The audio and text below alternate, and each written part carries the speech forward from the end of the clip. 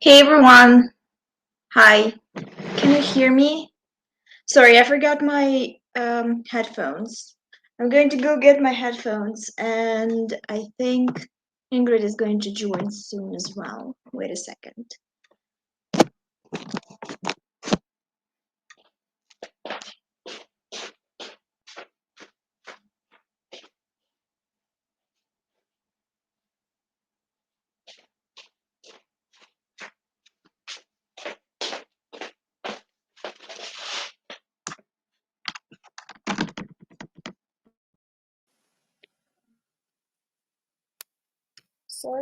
Sorry. I'm here. I forgot my headphones. Okay. I'm going to just check on Ingrid.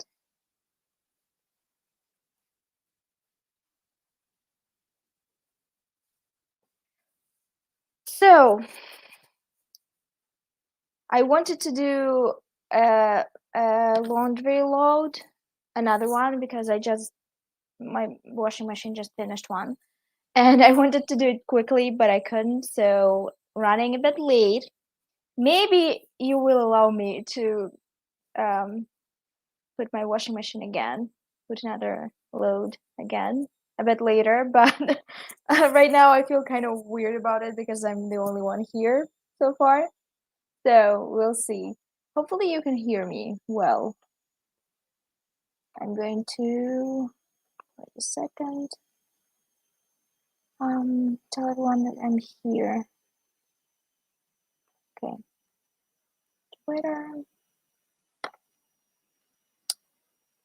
Twitter on the desktop is such a weird little website.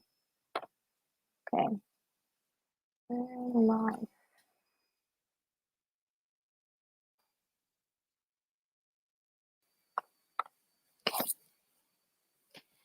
So I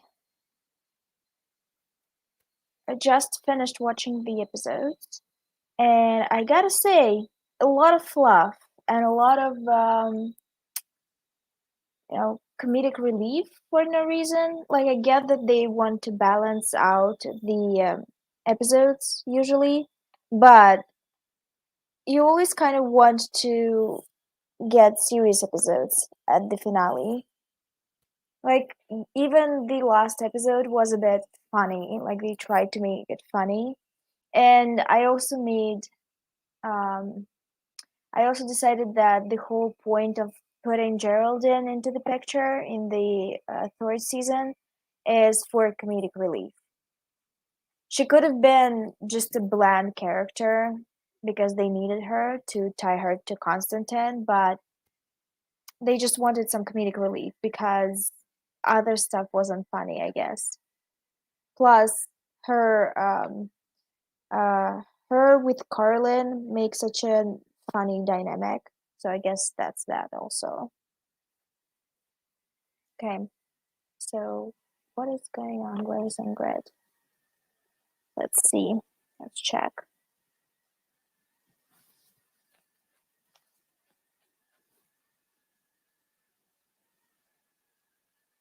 I don't know where they are. Okay, I guess we'll start without Ingrid this time. Um, I'm just going to give you some updates if you care right now. You can also give me some updates in the chat, and we'll see if the chat is working. Basically, last week I was like, oh, I'm going to adopt a cat, and you're going to see my cat next week, and we just didn't get along. The cat was a stray, and he didn't really like living in the apartment. So he was yowling at the door constantly going to the entry and constantly yowling and constantly complaining about it. He also spent most of the few days that he was with me under the bed, and he didn't want to come out. He only came out at night to sleep. So he slept with me, and I mean, he didn't sleep. He mostly watched me, which was really creepy. Um, So we didn't really get along. I don't think he would be capable of being an indoor cat, or at least he would transition easily. So at the end, we decided to move him to my parents' house, back to my parents' house. So he's now an indoor outdoor cat, so he can go outside, and he seems happier with that because in my apartment he wasn't even playing. I bought him so many toys. Um, he was just eating and sitting under the bed, not even sleeping under the bed, just sitting and watching.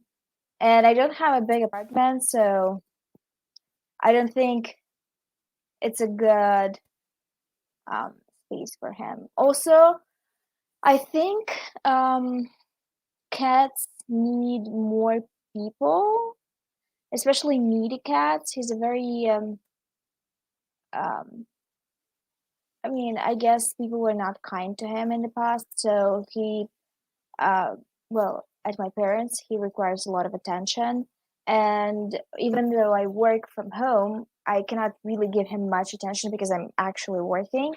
So he would be better at a house, first of all, and in a house with more people. So he now lives with my parents. And I guess he was just not my cat. What is going on? Where's Ingrid? What's happening?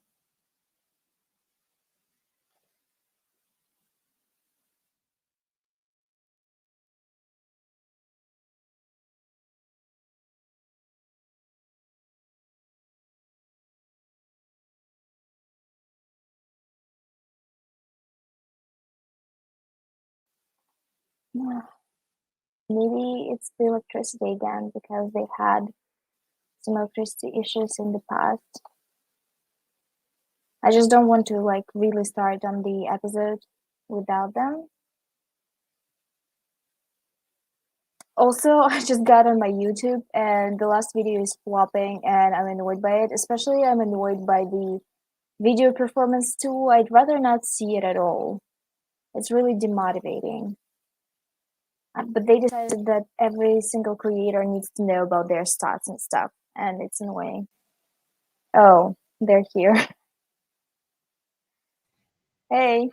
Hi. Oh my god, you're so loud. I am so sorry.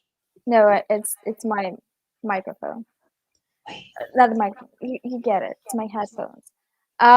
I was trying to put another round of laundry, and I realized that I'm really late. So I was like, no. I put some on the rack. Done. You know when you're in a rush that literally everything gets stuck, Yeah, everything yeah. falls, and I lost track of time. I got up at what is it, 7 a.m. Mm-hmm. I slept like 3 4 hours, Mm-hmm. and still I managed to be late. That's a talent. I mean, we're going to go on a break for the next 2 weeks, so I guess that's gonna give us a bit more chill time. I am going to go and put my laundry at some point. I'm just too ashamed to do it right now because we're running late. So it's just a regular, like a warning. I just finished watching the episode, and what I said before you joined is still a lot of fluff. For the two last episodes, a lot of fluff and a lot of like comedic relief stuff, which Yeah. kind of like I get it. I get it. It's kind of a comedy drama. It's a dramedy, I guess, the genre. But you kind of expect the last episodes to be a bit more serious because Yeah. shit It's the has last to episode. Everything yeah, has to shit, come together. yeah. But again, we had such a flimsy plot throughout the third season Mhm. that they knew that they were going to solve it in what, 10 minutes. Mhm. So that's why they were not Oh like my god, the way they invested. solved it, I'm pissed off. I forgot. I It forgot felt how they like solved nothing. it. It's It just it it's not even nothing.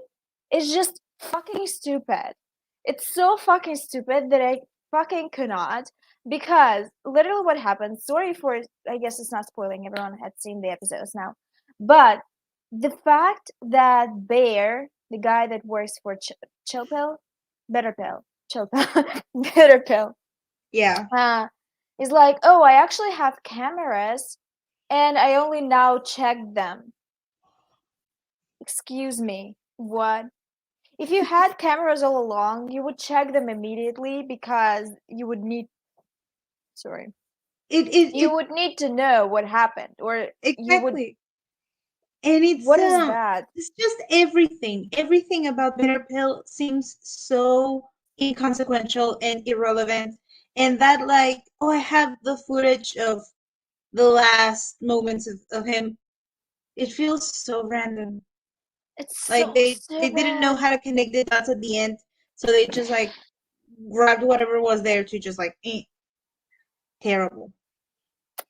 It's ridiculously dumb. And we already talked about how bitter pill. I want to say bitter chill. I can't with that name. That bitter pill newspaper. I guess it's a newspaper. How they somehow have information about like crime stuff, and they're Mhm. not Interpol or anything. So they're They like they try to convince specialists us. on international crime somehow. Yeah, but also it's just like we never actually see them work. They don't even show you like, oh, this group, I don't know, broke a story about something very important, or like Yeah, yeah, yeah. anything that makes them relevant. There is nothing. There's We're just just supposed three to believe people in that a somehow. sad office space. It's just there's nothing there, and They have the every mood boards. yes. So the just completely useless, in my opinion. And again, throughout this entire season, I just realized watching it again, I think there is literally only one scene that I liked entirely. Episode, you mean? No, one scene out of this entire season. If I could take something out, wouldn't be an episode. It would just be a scene. Everything Oh, else in okay. this season is just I hate the season. Not I don't hate it. It's just Uh, I don't care about it at all. I mean, there are a few scenes that I like for sure. Ah, In the first episode, that scene with Kenny and Eve? Eve when he came into her Oh yeah, apartment that and was they had great. like a sweet talk. Hi, Diane. Hello. Uh, I mean, I loved a lot of scenes, but I can't say that I loved a whole episode from this season. And I think Yeah. it's because there's certain characters that I just deeply don't care about. Um, The characters that they introduced, I couldn't care less for them. Like everybody at Bitter Pill couldn't care less for any of them.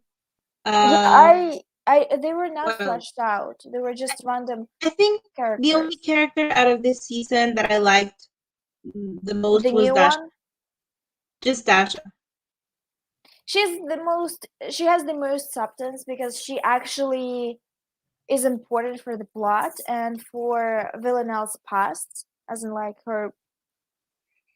We're But going to again, talk about that. everything about Villanelle's past and Dasha and like her family, everything could have been done so well through the entire season with flashbacks, even a whole episode just with flashbacks instead of this, because it feels like when you talk about something but don't talk about something, Mm-hmm. just like talking but saying nothing. That is this entire season for me. It's just every something that you could have said in a single sentence, you spend 2 hours talking. I think they just don't know what they want to say. That's the problem. It's like people do this when they don't know what to say. And I guess that's. I think that Villanelle's arc was pretty good. Yeah, Villanelle's arc. but I Eve's think that arc is was that all over the wasn't place for me. was what we were. Eve's arc was all over the place for me. Yeah, Um, they I don't tied it think in at the end, and I was like, I don't know if that it's is just that they tried to make everyone a bit more human. present. and they ended up watering down everything else. You mean they wanted a more balanced in terms of characters? Yeah, they try to give like more time to Mhm. Constantine, to Carolyn, to Eve, to Villanelle, to Dasha. It was just a lot, and they didn't really handle very well much of it. And it's just I think I don't I like. think what was interesting about the Constantine actually is not about him. It was about his daughter. Yeah, And him, I don't think he was like very interesting this season. It was kind of like he was used as a scapegoat. So sort of they were like, what is a character that can do this shit and it would be the most um, effective for other characters, as in like it's going to affect the most characters if he's gonna be the one that killed Kenny. I think. Yeah, but it's like going back to the usual suspects. Like we've always known Constantine is shady. And I mean, yes. he oftentimes plays very well like a caring person, like he cares about Carolyn, he cares about Villanelle. He comes to very well. He plays very well like, do I really care or am I just playing you? He does that very well throughout the season and all of the seasons. But still, it feels like we learned nothing about him while spending so much time with him.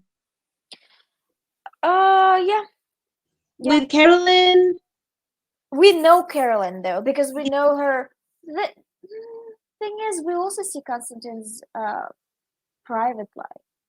I think Constantine only is interesting when we get his relationship, when we get him through the lens of his relationship with his daughter and Villanelle. yeah. And we actually don't know much else about him and what he'd done in the past and what he worked with and what his, not morals, what his goals are. Like, Yeah. what does he want to do? Like, that's the most interesting thing is that I understand what Carolyn wants and I don't understand what Constantine wants. It's just that this entire season they play it like he wants out, but they don't Yeah. specify like why he wants out. Because he was almost killed. Why specifically? Because if he wanted out, they should Mm-hmm. have put that in season 2 instead of Mm-hmm. season 3. Like right after they try to kill him, because as far as we know, the 12 ordered Villanelle to kill Constantine. Yeah. So it would make more sense for him to want to quit in season 2 than season 3. And because in season 2, he seems pretty fine with what he's doing, like freelance and stuff. And I guess because 12 wanted him back, it's just it feels very loose, the plot, and very like Yeah. random, and like it Also, feels the feeling that I get this entire season is like we went nowhere, basically. Constantine seems like that guy who wants a decent life and is a decent dude, but just can't say no to anyone when they ask him to do crime. I don't know. I think he got a lot of money from working for the 12, obviously. Like we saw his house. Yeah, Um, but I also am like, so you got all this money, you can just dip. Like, it's just what's it the makes no bigger sense goal here? to me. Like he stole the money. What for? Doesn't he already have money, or he spend it Yeah, where? I don't get it. Like, I Because literally don't get it. if Villanelle gets paid significantly, I'm sure like he does. He got paid even more because he's like rank Yeah, above he's or higher something. than her, then. So Yeah, I don't get it. Even Dasha, who's introduced in this season, has a motive. yeah, She has a goal. Even though she's like the most stereotypical Russian portrayal that I've ever saw on TV. Like, not the most stereotypical, but she is stereotypical. And it's like hilarious at some point.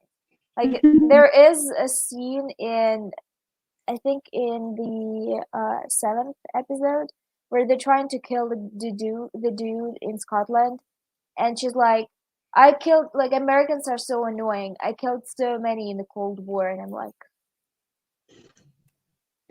Oh, the phrase, I could make a greasy tapestry with all of them. That painted a horrible picture. Also, when they were in the hospital, and the way I cringed when they were in the hospital, Konstantin and Dasha was clearly dying, and she knew she was dying, and he was like, "You have to forget about Mother Russia." At that point, my soul left my body. The way I don't know why Americans love to use, and like foreign people love to use the sentence, I swear to the God, Mother Russia thing. I hear it It's so often, so I thought it was a thing. I just my hair on my head stands up from cringe. It's so cringe. No one says that. No one says it. It's stupid. Again, like they say it, You have I to don't think forget I've ever about Mother US. Does it sound okay to you? You have to forget about Mother seen, no, Spain. it's just, again, is, well, I think we kind of do use that, but not really. Like it's on some part of like the Pledge of Alliance in my country that we do say Madre Patria, but not really. It's just like I Mother don't Nation. know. I don't know But where they got this from because I it don't know. isn't But in the I swear, hymn. the amount of times I've seen that Mother Russia thing on movies, on everything, I swore the way they use it, I thought it was a thing. I'm pretty sure most people think it's a thing because of that. No, it's not a thing. It's not a thing because it I sounds so believe fucking you. stupid. Doesn't it sound stupid to you? Like it's so cringe. Would you ever like call someone Mother Australia? Cool. I That don't sounds so natural and so just pleasing to the ear. I don't know. It's just like now that you put it like that, you're right. Like it sounds stupid, but for some reason, like you, we never question that when it comes to Russia. I don't know. It's so I fucking don't know. stupid. When he said that, I was like, you just lost the drama of the moment for me. I'm immediately like cringe. It's mental affect me. Okay. The rest of the So world thinks it's Mother Russia, and Russia says like, no, we never said that. yeah, Uh, Maybe it's a whole phenomenon. I thing have no is, idea. I think it's maybe like an old school thing before the revolution because it was like it wasn't even Russia. It was when the Russia wasn't kind of like okay, so Russia is translated to Россия, which is like the, the name of the country in Russian. And before Россия, it was Rus, which was like an ancient kind of like I don't know. It's kind of a word that we use for like the country's name, but it's like an old word because we started with that. So I'm like, maybe it's from that, but it was such a long time ago. It's just weird now. Like we don't talk like that anymore. So I don't know. It's just weird. Should we start from the top, from the bottom, from the Probably. top? Yeah. Oh, episode 7. My I just watched eyes it are, and don't remember. yeah, my Um, eyes are already small.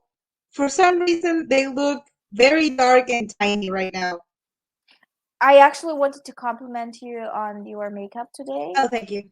It's I think it's really Valentine's cute. I think it's themed. really cute. Also, I got Um, like my nails painted like pink mm, glitter.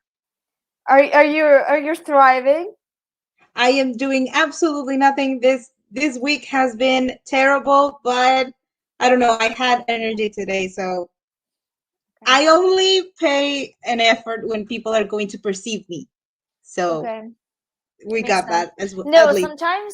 sometimes I'm like, especially I don't know why it's the case, but especially after a bath, like a long bath, I have a mirror, like a pretty big mirror in the bathroom, and I'm like feeling myself after a bath, I'm like feeling myself, and I don't have any reason to feel myself because I literally look like a lobster because I'm red after a hot bath. But I'm Yeah. like, I'm so fucking hot. No one can take me. I don't know why. It's just a thing that I always have happens. there's this moment. I need a haircut right now. Like it on the back, it already got like very long for me. So I got when I just come out of the shower, like I styled my hair. It is just a few moments of gender euphoria when my Mhm. hair looks so fucking good. I'm just like, yes. But Mhm. then it flukes up and it's okay, it's fine. I end up with that very specific haircut from the 90s that for instance, like I think what's his name, Hugh Grant. Grand. uh remember that he had like very fluffy hair up to like here, sort of. it's Maybe it's like he a bowl cut but he has he has a curly. very he has very curly hair. Yeah, I wanted Yeah, to say that. so it gets fluffy and I love it, but You it mean gives like me a the feel of that. perm? You mean like a perm on short hair? No, not necessarily. It's just like regular, like curly hair, not flat, that type. Just like kind of A wavy hair. blowout? Yeah, something like that. Yeah. So love the hair then. That's the only moment. From then on, I stay away from mirrors and I am just a little cryptid. Like a blurry figure in the background that might be seen in a picture that for some reason is terribly low resolution. That's me Oh, the entire week. yeah. Okay. I'm not going to comment on that. I wanted to tell you that you should love yourself more, but I don't think it's going to help. Um, so, uh, what this episode started on? I'm like, Um, I don't remember. And I just watched it. I mean, I yeah. just watched it. Like, Oh yeah, literally yeah. finished. Where this it starts where Villanelle is like sitting in a like a castle or something. There's like Oh, two yeah. She farmer comes and to see Helen. yes, and that is like the scene where we see the mummy vibe, like really Oof, strong. that scene. I actually want to uh maybe look for some fan fiction. We couldn't be the ones that just saw it. We couldn't be the Yeah, only ones. It's very full mommy. I haven't Full tell everything to mommy. Mommy knows best. Mommy is going to help you and stuff. Mommy is going to console you. Did you run and fell and I don't know, scratched your knee? Let me kiss your wounds or something like that. It yeah. was very that. It's It's she's just like, show me your injury, and she's like touching her injury, and then she literally hugs her and starts kissing her head, and Villanelle full on starts weeping, and I'm like, babe, you have issues. You have yeah. mommy issues. Serious, I serious as mommy issues. I really like. I can't say shit. I can't say anything. I can't judge anybody. Okay, I can. It was But kind of hot. I'm not going to lie. There was yeah, something about it, even though I'm not into it at all. Like it's not there's just my something. kink at all. Yeah. There is something there. There is something there. And I think Vilna was surprised how she reacted to it, actually. Like, she It's was just that dumbstruck. it's like from a outsider's totally not horny perspective. Uh, that Okay. that thing that she did was like very predictable. It was just like she has severe mommy issues and Yeah. she's still unstable and that she just killed her mother. It's the easiest thing in the world to just slide in and replace a mother figure. Hmm. But ma'am, that you did it in a very oddly, it's sexual but not sexual at the same time kind of way. And again, that is still is just a very textbook manipulation technique to just slide in to replace a figure that is just lost. and you can, for instance, if you Hannibal. can, yes, Hannibal vibes. but Big exactly, Hannibal vibes in but this choice. it's this the whole idea of like cover more ground by making it slightly sexual and making it paternal, in Maternal. this case maternal, yes.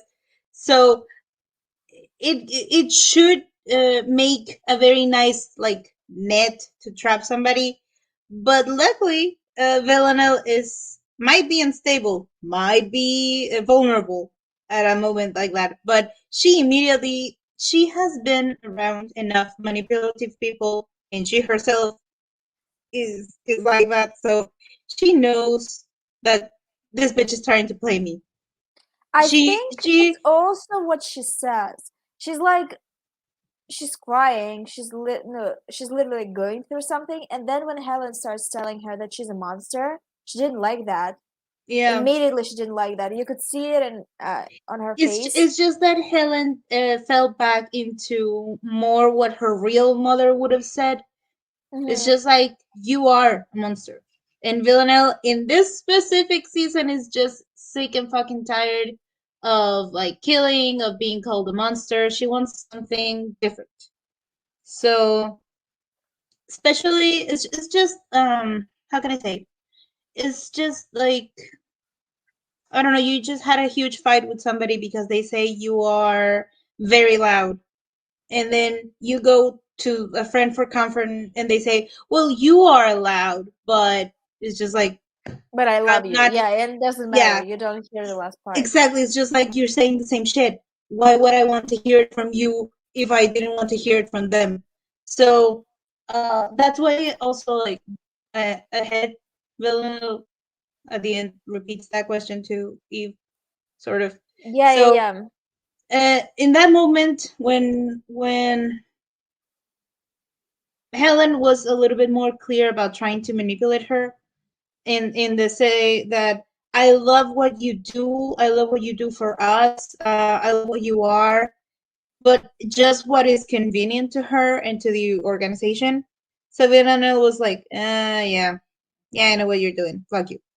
And she immediately breaks every rhythm of everybody just by saying weird shit. And Uh, this actually was very interesting to me because there's another scene where she puts this repulsive uh mask, like the sarcastic mask on, like that character on. We actually thought that she is this character for a long while in the first season, yeah, but it's a persona that she puts on because in the scene in the ballroom where when they're dancing with Eve and this other killer comes. What's her name? Rian. Rian, Rian. She comes for Villanelle.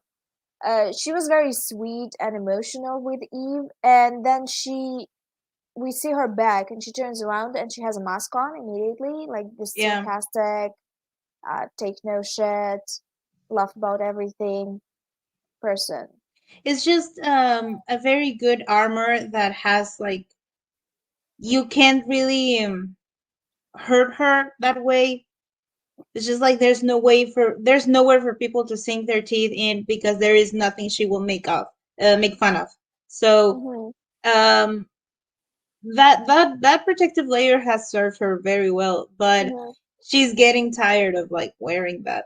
So for a moment, if Helen would have been a little bit better at what she was doing, for a moment, uh, it, she almost got her, but she immediately backtracked and put like the barrier Mm-hmm. there. Mm-hmm.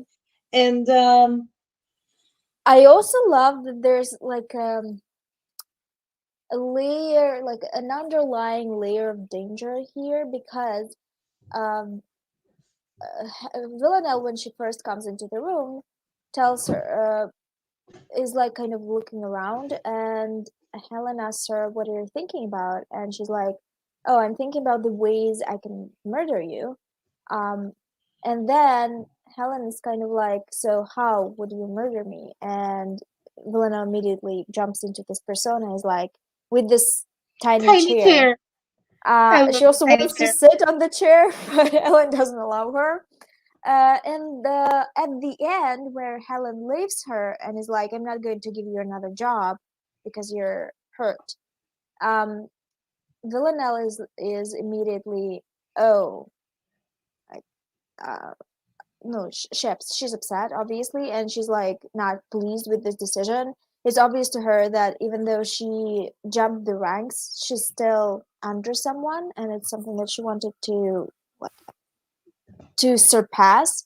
And Yeah. Helen turns around and tells her that she wouldn't be able to kill her either way because she's just a little girl, and Helen apparently is much more skilled than we think, which is interesting. Do you think she also had started as a killer and then was promoted over the years? Probably. Do Yeah, you think she that's does. how everyone starts There in is this there is organization? no idea.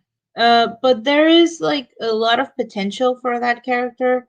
So I'm glad like they laid a very decent framework in this season for that character. So next season, if they use her well, they can do a lot with And that they are character. going to use her, judging from the teasers and trailers.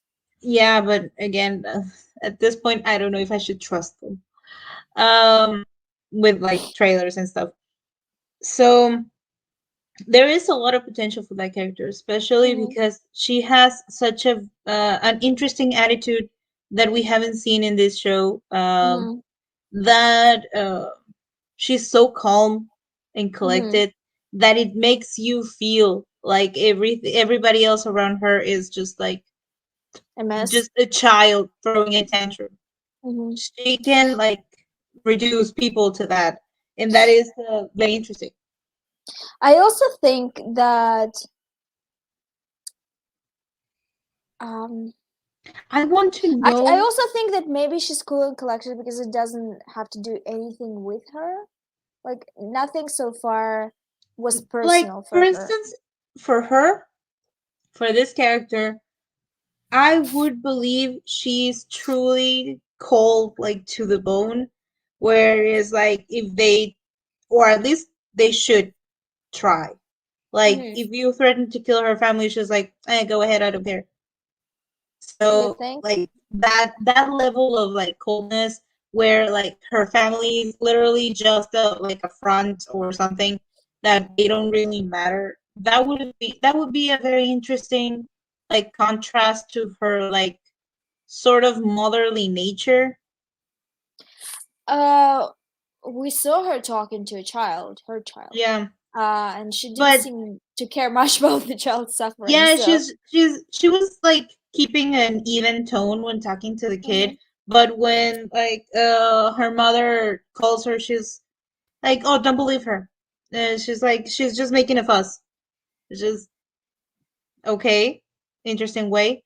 So there's this line where discipline or like order crosses over to like actually not giving a fuck. So Thing it is, would be a she very also says interesting that she loves chaos, which kind of like I'm not sure. Like I don't know what's going on, to be honest. because I think for that character, in my opinion, the best you can do is make her different because so far we have showed many killers in this show and they all care deeply about somebody. It They would be have better. vulnerable spots. Yeah, it would be great and it would make a more like interesting and imposing villain to have somebody that you could be like holding her child hostage in front of her and she's like, sure, I don't care. That Do you level of think it's like realistic? cool and collected evil. Do you think it's realistic that a person doesn't have anything in their life that they are worried about? Yeah, Do you yeah, I think do. so? I don't. I there's there's no, obviously like somebody is going to care about something, not necessarily someone. They can care about themselves, they can care about their job, they can care about money. Uh, because again, that whole idea that just because you made a human that you are that you care about them, that is obviously not true. Like, I have seen the shit parents have done to their children. I mean, obviously, So it's just like, there are narcissists. Some people are it's narcissists. not surprising that somebody would go But as far as not care for anybody. If you yeah, can't care for a child, I think it's very difficult, in my opinion, to actually care about somebody else. But it would be interesting for a villain to actually have a villain that is a villain, like complete cold-hearted bitch. They should go there with her. That is a potential that I see in her, because mm, again, if they Constantine seemed very he's very soft, interesting. actually. Yeah, but he turns out he's very soft. Carolyn, turns out like she had also like very cold-hearted bitch vibes sometimes, but she does care in her own way. But she does care, like for Kenny. She lost her shit this entire season for Kenny. Um, we have seen like every single killer we in that all along, and they all cared about somebody. I think the closest thing we had to somebody not caring was Aaron Peel, but he still cared about Yeah, his sister. yeah.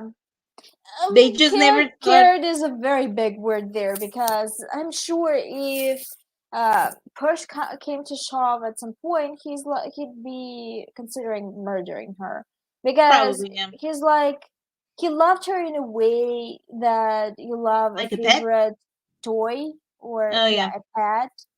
So I'm like, okay. I think maybe that um the redhead guy, the yeah. hamster. But his character was very like unhinged. He was like very But he serial didn't care killer. about anything except True. himself. He was like, my children, fuck them. They're so fucking ugly. My wife, who the fuck cares? Exactly, true. He cared, like, he didn't care about people, but he did care about his reputation. Or, I mean, every single person cares about something. Not Yeah. maybe someone, but something. I don't know. So I literally, I cannot put my thumb on her. I'm not sure who she is yet. There are certain interesting like dynamics surrounding her, but thing is, in that room we also meet Rianne, who apparently is, I think she's like a private guardian to Helen. It Yeah. seems so. And Bestest. also she's like a kind of like the right hand. Yeah. And I keep thinking I've seen her somewhere else, but I can't like put my finger on it. I didn't. I'm not sure. She seems familiar, like she was in a TV show or something. I Maybe. can't remember. I will have to check later. Yeah, And so after this, Villanelle goes to see Carolyn, I think. Is it that after or that is the no? next Later. episode, I think. Oh, Yeah. okay. Sorry. Um. Sorry. What else? What else? What else? I just have a significant amount of notes about that first scene. There is a scene about with Carolyn that she's talking to her assistant, Oh, yeah, and yeah, her yeah. assistant is trying to find the connection between Paul and the 12. I checked out And at this point. I just love that she confiscated the omelet, and he's like, I can't find anything, and he's like, there isn't anything. I don't know. I can't find it. And she's like, Mm-hmm. well, go do your job. Go do a better job. And then she lists like a bottle of wine or champagne. I don't know what it was, Mm-hmm. and two other items. And she's like, what does this tell you? That he's planning a nice evening in. Mm-hmm. She says he's trying to pretend that he is. That wine isn't drinkable. Do better. Mm-hmm. Look. And then Eve arrives Mm-hmm. and she gives her the omelet, but as Eve continues to talk, she removes the omelet as well. Confiscated omelet. Mm-hmm. Nobody got to eat Mm-hmm. that omelet. And she does say something very true about Mhm. Eve's kind of like Messiah complex. Mhm. From the start, she was like, I am the only person in this world that can talk to Villanelle. I'm the Yeah, only yeah, yeah, one yeah. that can catch this. I am the only one. Oh my God, ma'am, I love you, but come on. She was very I don't know. It's like you're really so confident that Villanelle is obsessed with you. Like she might be obsessed, but she told you before to not jump higher than your height, you know? It's Yeah, something that we not, say not here. I'm push not it. sure. Yeah. Is that roast is correct? Like Eve does have a few issues with To me it was self-importance. funny. To me it was funny when she took the omelet from her and it was like, you don't deserve this. It was hilarious to me. It's like you're That whole stupid. omelet You don't thing is the deserve best. this. Um Then what else? Literally, I just wrote like, "Don't confiscate the omelet again," and like, yeah, you tell her, Carolyn. She she has wow. a good point. Extensive notes. Love, I know, I know. Just my notes are on point. Well, I don't have any because I was doing stuff while watching. Um, thing is, it's just the whole investigation part is so fucking boring to me that I don't even care. Like, there's certain scenes that are interesting to me, um, They, and you some know, are just not. mm, So they, Constantine is trying to escape with his daughter, but yeah, his daughter run over her commands. mother's man. Okay. Apparently, he's Constance, not dead because if he was dead, she would not be in the oh, he is psychiatric dead. ward. He I did die. I don't They think so.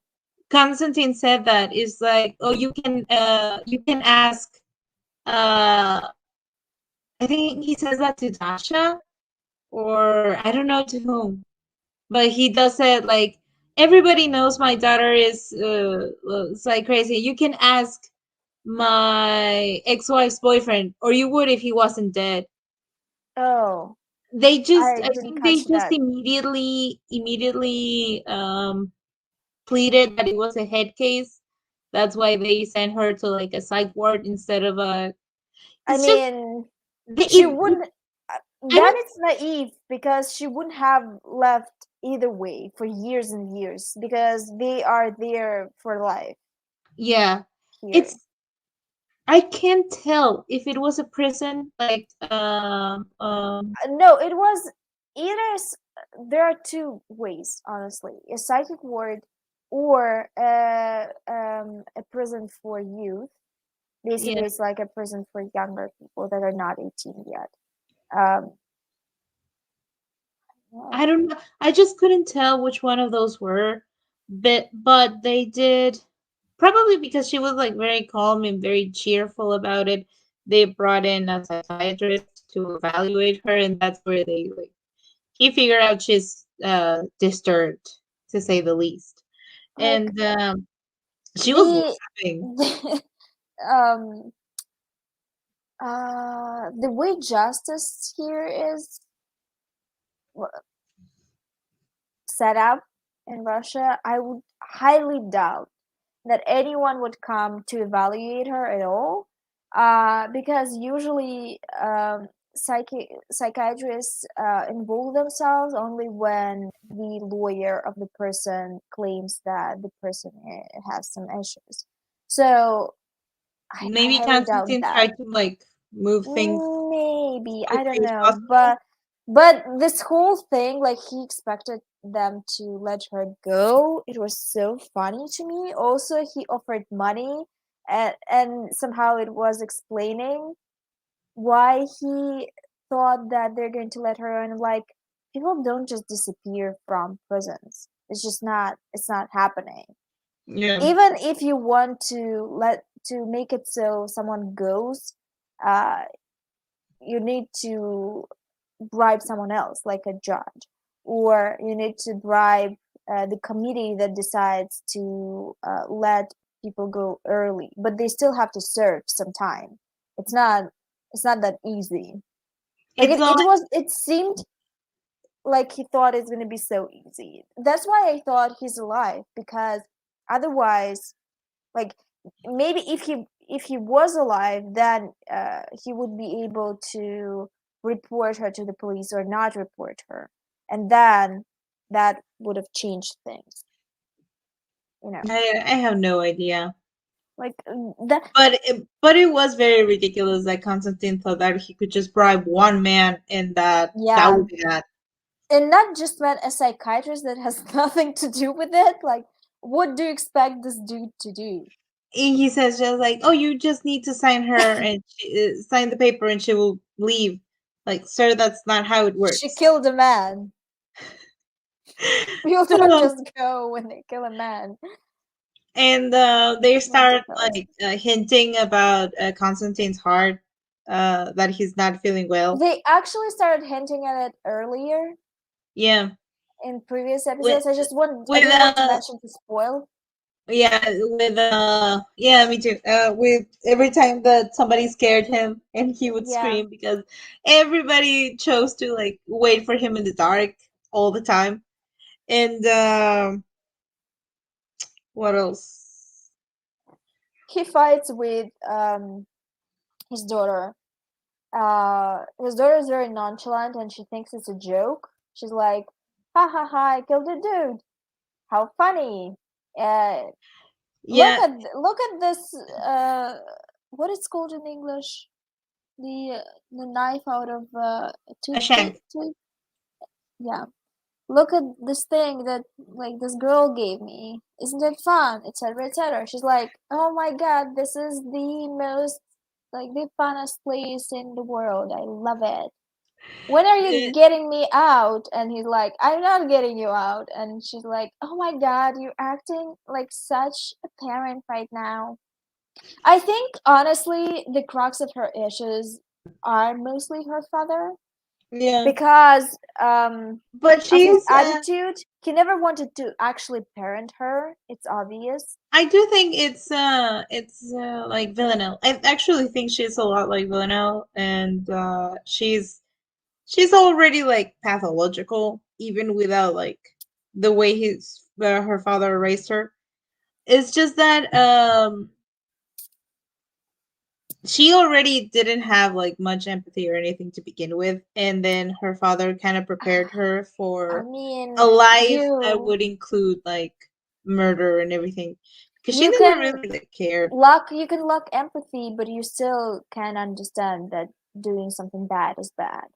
Yeah, Uh, it was a combination of the two that I think she was basically being raised to be a killer if necessary, and then she already had like the development for that. So she could grow up to be like Villanelle. Easy. yeah. Thing is, I don't think he wants that. No, he doesn't. I think he didn't pay attention to parenting for a long while and was like, "Oh, I'm gonna be just a friend of my daughter." And no, ma'am. Why did I say man? Man, no man. Like you cannot just do this. You cannot be your uh There's this child's friend because you're there's not this a friend. like yeah, but there's this whole idea sometimes that parents try to give you the tools for survival that they see fit. For instance, there's people that are going to focus on making sure their children have an education and I don't know, an education, but Mhm. they don't give them like real life tools Mhm. like managing a house, like Mhm. taxes or shit like that. There's people that are more interested in they think the most important their child could learn is social skills, but they Mhm. don't teach them a lot of education. Like, you know what I mean? So in his line of work, the important things were know many languages, know how to drive, know how to move. Like if we need to disappear, I need you to know what to do if we need to like give you a new identity or like move to another country. He was so focused on her learning languages and being as smart as she could possibly be, like a tiny little agent, because for him that was the best way she could survive on her Mhm. own. Mhm. The thing is, he never really developed any emotional side with her, or like I mean, I think he loves her, but I'm not sure if he likes her. You know, you can love someone, but you can dislike them. he always described her as annoying Yeah. since forever. But it's just that like at the start, like the first time we see her, she has like a very childish bedroom, and like she made him like a bracelet, and she seemed to act like a child She at technically some is a point. child. She Just is so you know. I She's not know. Villanelle acting like a child. Villanelle is acting like a child all the time. Yeah. Um, so basically, he leaves her, tells her that he's going to come and take her in a few days, but that's a lie, obviously, because he can't actually take her. Um, he leaves. I think he. I think we get some bitter pill scenes, but who Yeah. cares? Eve digs out around the trash to find the Yeah, to cake find the cake box, box. and that cake box, they find out who ordered the cake for Eve. They trace I that just credit card love to one that Villanelle is using.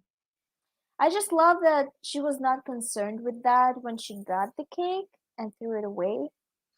But now her revisionist history, she needs to see what was the Yeah. baker's name. The same thing with that fucking video. I'm so pissed off about the video because it's so unrealistic. Like if you know that you have cameras, the first thing that you do in this kind of situation you try to look what Especially happened because if he something already was caught on was. camera. Yeah, especially because they spent like the entire start of the season suspecting that there was like that it was a murder. You would check the fucking camera if you knew, because again, if he had said, "Oh, the camera just covers my desk," there was like nothing important there to check. It covered the entire like entrance of the office. My It's God, just so god it's lazy writing. it's it's kind of like they didn't know what to do, so they were like, let's do this and hopefully people won't notice because they would care about something else actually. Yeah. Uh, then from out the credit Shame. card that they find leads them to where To Villanelle Scotland. currently is, on her job with Dasha. Yeah. And It's the last job that Dash apparently is going to get because she plans to finally move to Russia. Apparently, they're yeah, going to take her, or at least she hopes that they're going to take her. And in Scotland, Villanelle fully pretends that Dasha has dementia and that that scene she's was her so mother, funny. and It's just Dasha is my so mother upset has about a it. weird.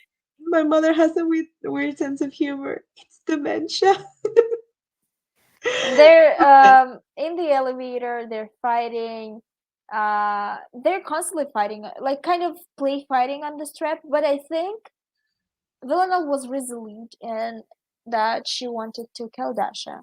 Because we've seen her, like, actually, it's interesting because the first episode starts with her trying to kill Dasha at the wedding, Yeah. and then in the last episode, she finally does it. So, It's just that again, like Dasha, they brought her out of nowhere because, of course, there was no previous mention of Villanelle having a trainer before. So, when they try to like establish how Villanelle feels about her by making them fight the first time we meet her, on the like together, and I think like most of the time they were play fighting. Uh, But I think that last one on the elevator wasn't so playful because they were actually actively trying to hurt each other, not with mhm. like physical with words, Mhm. and it's just they ended up dumping, since they played down the abuse from Villanelle's actual mother. They Mhm. didn't bother to show you like the orphanage or tell you any stories about when she was in Mhm. the orphanage. So they jumped up to say that every violent characteristic and basically most of like Villanelle's attitude came from Dasha. Mostly specifically like her violent outbursts came from Dasha. So Um, I because think I don't think that most of violent impulses came from Dasha because before Dasha, she killed a dude and cut his dick off. Uh, so that was before Dasha, because she was in the orphanage and she was in school. She went to school, and then they picked her up. I think they make it seem, they picked her up from prison. I think that is a bit of a plot hole. No, no, they picked her up from prison. She They was in the said no, they orphanage. said that in the orphanage that she set on fire when she was a child. Okay, That she was still a child when the orphanage was set on fire, that everybody died. okay, And okay. that's where the 12 picked her up. But then they had Did said they say that the 12 earlier picked that her they up picked her after? up in prison. The first Uh, season told us that she was picked up in prison because there was this whole thing and they about said, Nadia, if you but remember. they said, yeah, but they said that the 12 made it seem like she died in prison. So they kind of fucked up by saying that she was picked up at the orphanage. We need to check that. They can't be this bad at writing. They can't be this bad. They have a continuity writer. They have to. It's Yeah, it's just that on the season 1 and 2 they say that she was picked up in prison and that they faked her death in prison to recruit her Mhm. after what she did with the husband Yeah, brought their because that's attention. how they But found her. exactly, but in this season they say that she was in the orphanage where she apparently died in a fire and that's where they got her. I am very confused about that now. Okay, we need to check that. I'm interested. If they Definitely. fucked up or they didn't, or we fucked up. I think So they fight. Villanelle actually is on a mission. I was like, what is she trying to do this whole season? And I was like, okay, I get it. She's trying to kill every single person, like eradicate every single person that played a role in making her a monster. Like she was told that she's a monster for a long while, and then she started thinking about it for some reason, and is like, oh, actually, I don't think I'm a monster like just on my own. I think you made me into a monster, so I'm going to murder you all. They are ordered to kill this guy. I don't even know why. He's like an American, as he is the most like the most sexist, like stereotypically sexist dude that I've ever seen on TV. And I'm like, do yes, people like this still exist? Actually, yes, you sadly, think? yes. It's like Uh, to the point where it's funny, to the point where it's like, oh my god, this sounds like a caricature or something. it reminded me of one of my uncles. Oh, okay, Yeah, got like it. women should be in the kitchen type of man. Yeah, okay. Fun times. So he's actually not like he's In funny the kit, sometimes, but I think women do belong in the kitchen. They belong in the kitchen, and they should stay in the kitchen, eating cake. Um, that's it.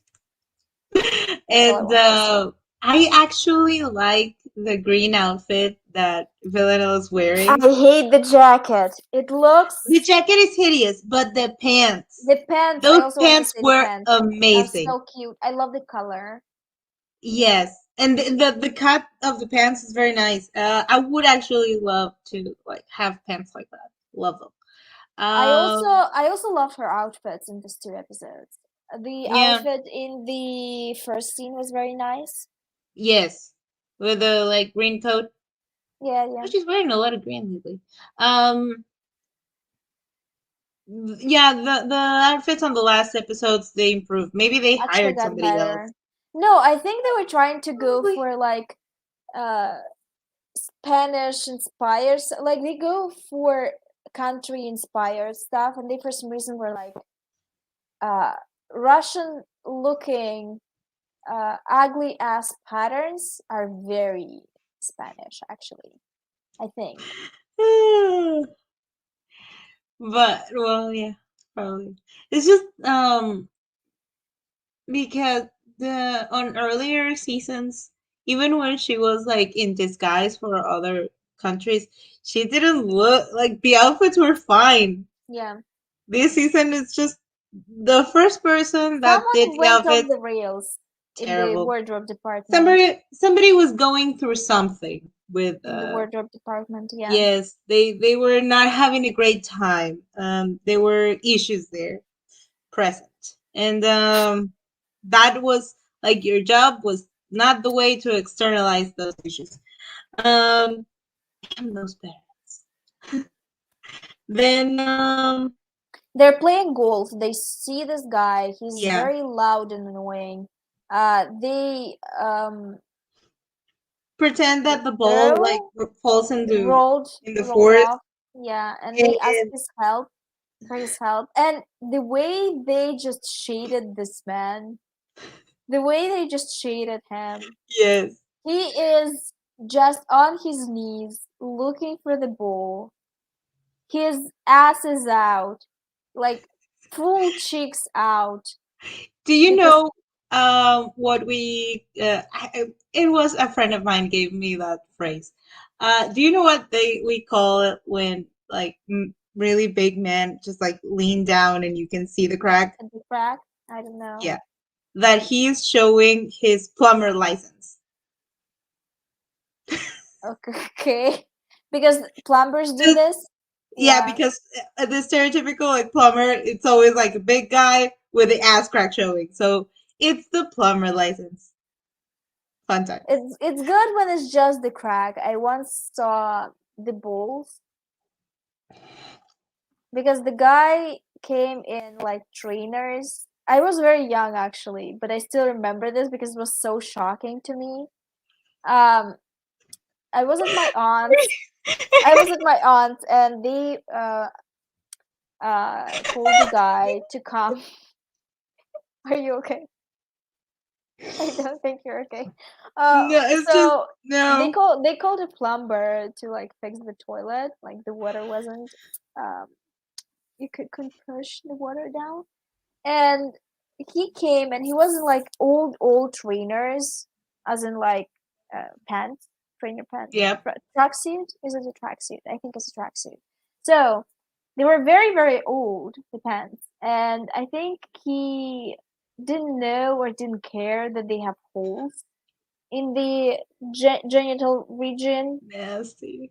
and he didn't wear underwear for some reason. So you could see like one ball just pop through the seams, and Nasty. you just could see it, and it was very traumatizing. I don't know if it was traumatizing, but it was something. It was something. I still remember it, and I'm still not fond of balls. So we don't know what I don't know what affected what and how and what came first, but this guy. And he was old too, so like I was just exposed to the side of old bulls, and Oh God, no. That was very unfortunate. it was very unfortunate. I do believe it left like a scar behind in your mind. Perhaps. Oh God. Let's return from Let's the. get back to the review to the episode. So, Um, they were. Villanelle was saying to Dasha that since you love killing so much, why don't you kill this last guy? Like I a don't retirement gift. know where this "I'm afraid of killing people" came from. I I cannot kill remember. people anymore. It just kind of sprung out of nowhere because I was trying to retrace it back to some kind of an episode or scene. I was like, She I hasn't killed don't anybody know. since she killed her mom, right? Do you think it's the mom thing? Probably. Maybe. Um, let Okay, me. I guess. I don't know.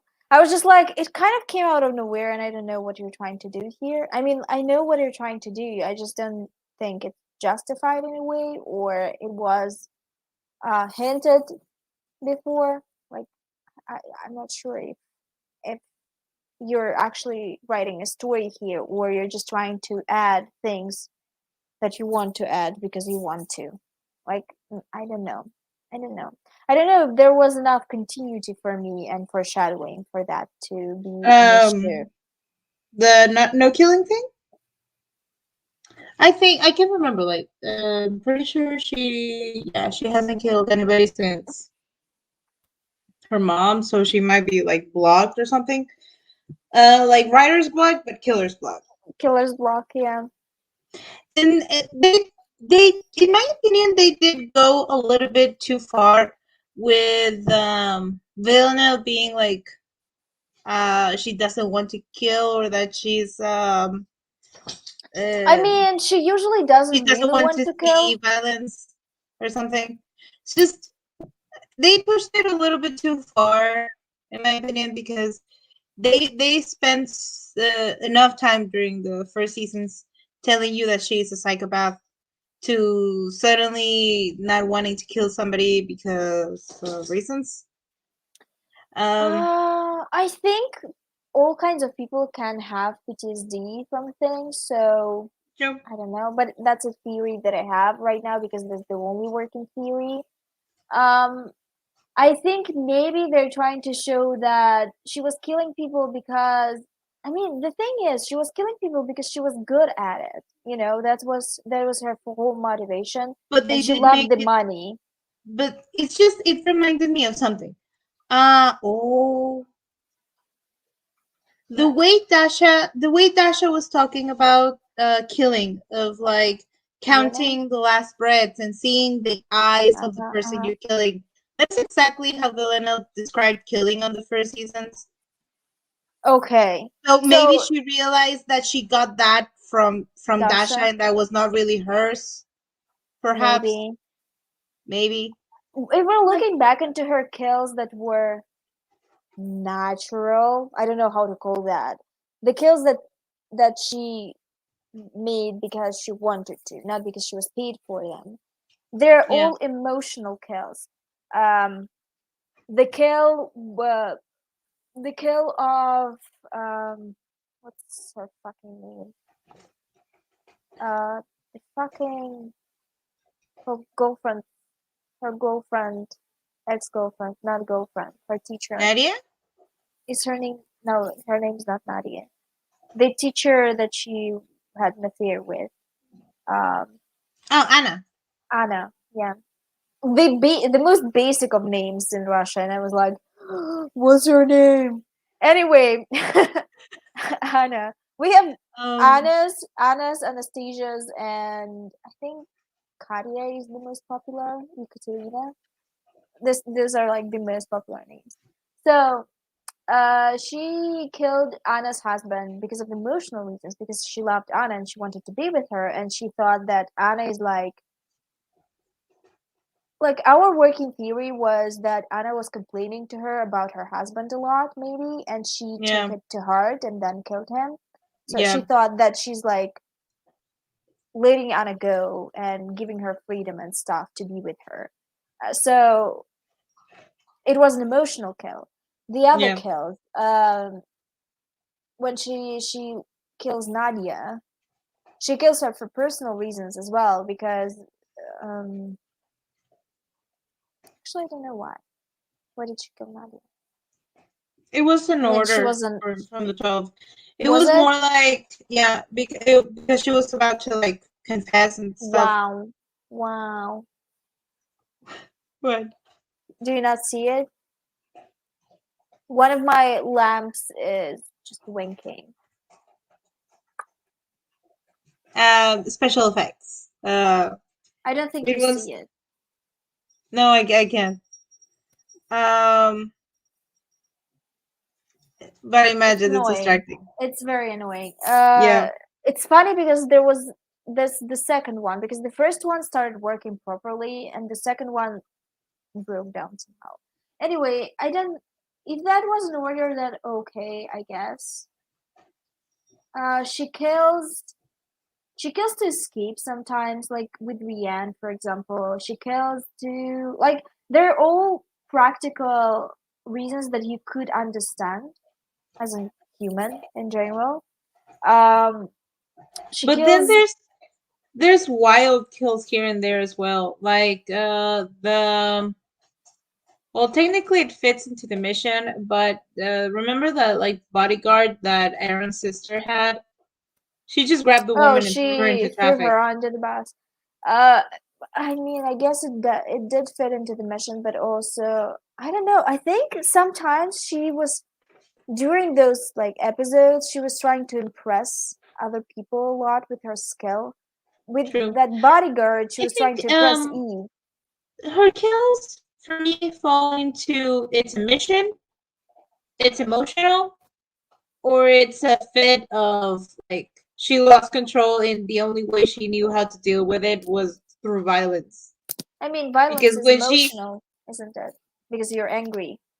true, yeah, true. So yeah, it's she just I think that was just like the only way she knew how to handle some things at times. So I mean, no person, no problem, and she took it to heart. yeah, true. What else happens? So basically, Villanelle is like, "I'm going to kill this dude. I'm going to kill this dude," and instead No. of like hitting the dude over the head, she hits Dasha over the head. And the dude and the Eve is on her way, and the guy in the car is talking about true crime, which was very funny. Yes. Uh, and this other guy, the American, sees their car and screams at them for them to stop. They stop, and this is also really funny. He starts telling Eve about Villanelle. He's like, "There's a deranged girl in the woods. She was trying to murder me. Please, like, take me with you and stuff." And she's like, "What? How did she look like?" She's like, "My girlfriend. She's here." Oh god. And he's And the guy like, is like, "Why does that matter?" "Yeah." He's like, You're "What like, "Just tell does it me." matter?" Like, She's she's hot. pretty. He's like, She "She's has a hot." nice body, and I don't know what else. Like dumb Yeah, shit. It's just like, get out. It's just so funny that so funny. she Yeah, pushes him back out from the car and leaves him there. yeah, Mood. it was funny. And the guy, the poor driver. Well, sir, you like true crime? You're about to see a murder scene. Um, I also love that Vilna literally just walks. He's like, "I'm just going to walk back to London." and I think who Constantine picks her up. I think. Oh yeah. Uh, and Uh, Constantine picks and Eve Villanelle misses up. her as always. They go to the train station. He gets a Yeah, heart attack. She takes the money. And I just love how everybody just walked over Constantine. It's like Villanelle grabbed the money, walked over him, and just like, bye, dude. peace. And and then Eve comes over and is just like, somebody called an ambulance? Good. Chill. Where is she? Over there. Okay, bye. She walks over him as well. Mhm.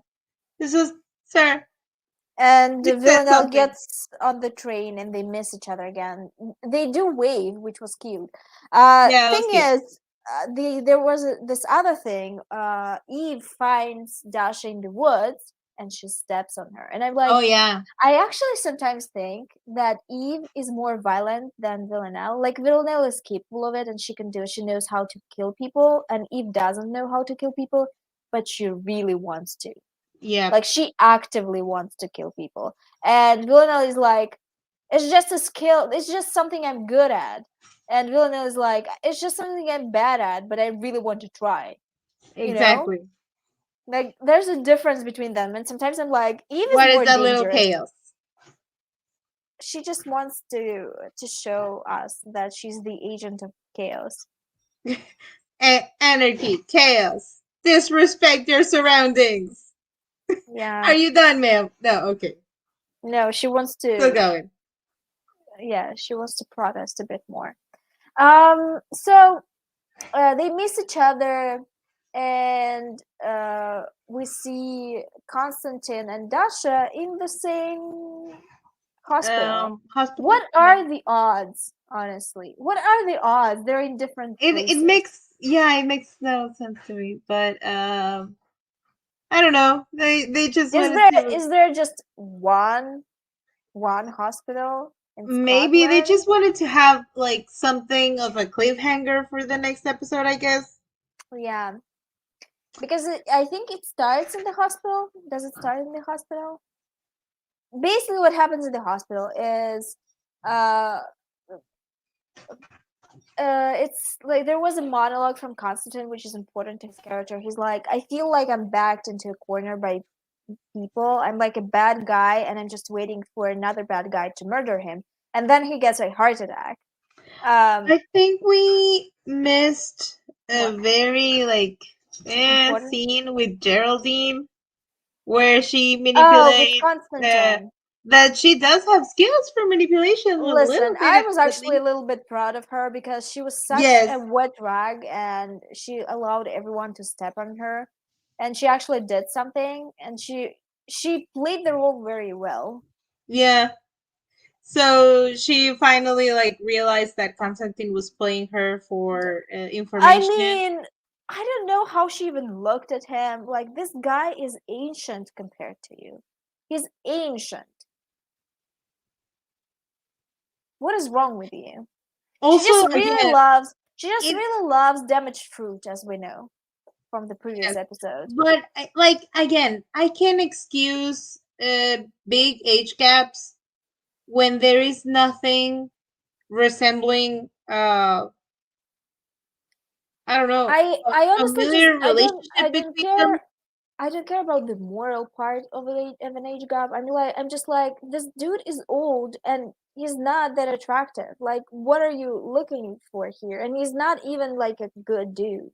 Like, Yeah, what is the appeal here? Like, tell me. I don't know. Couldn't tell. Um, Um, there was let's that. move Uh, to the last episode, I guess. then there, yeah.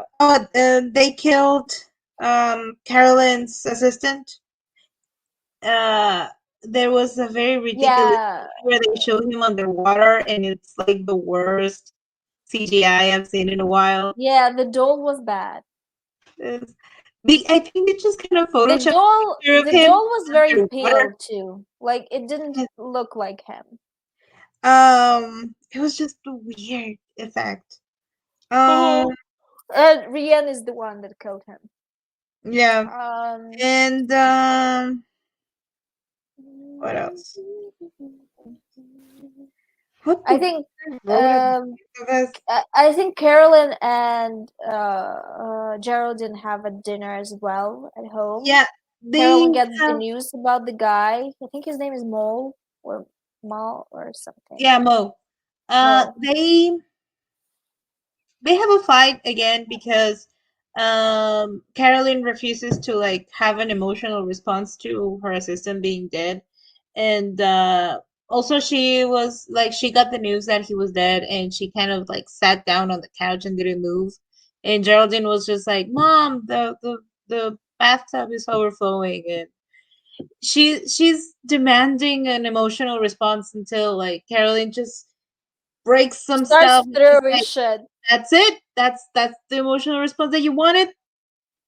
I also It, think that Geraldine sometimes is so, like, she's so annoying to me sometimes yes. because the fact that you're demanding a person process their feelings on your own terms is kind of annoying. Like, who do you Yes. think you are to demand your mom uh give you emotions because it would make you feel better? Like It's just maybe she processes it in a different way. it's just exactly. It's just it feels very annoying that she's constantly trying to get emotional responses. It's just like, baby, sweetie, she's not like Live that. your life, yeah.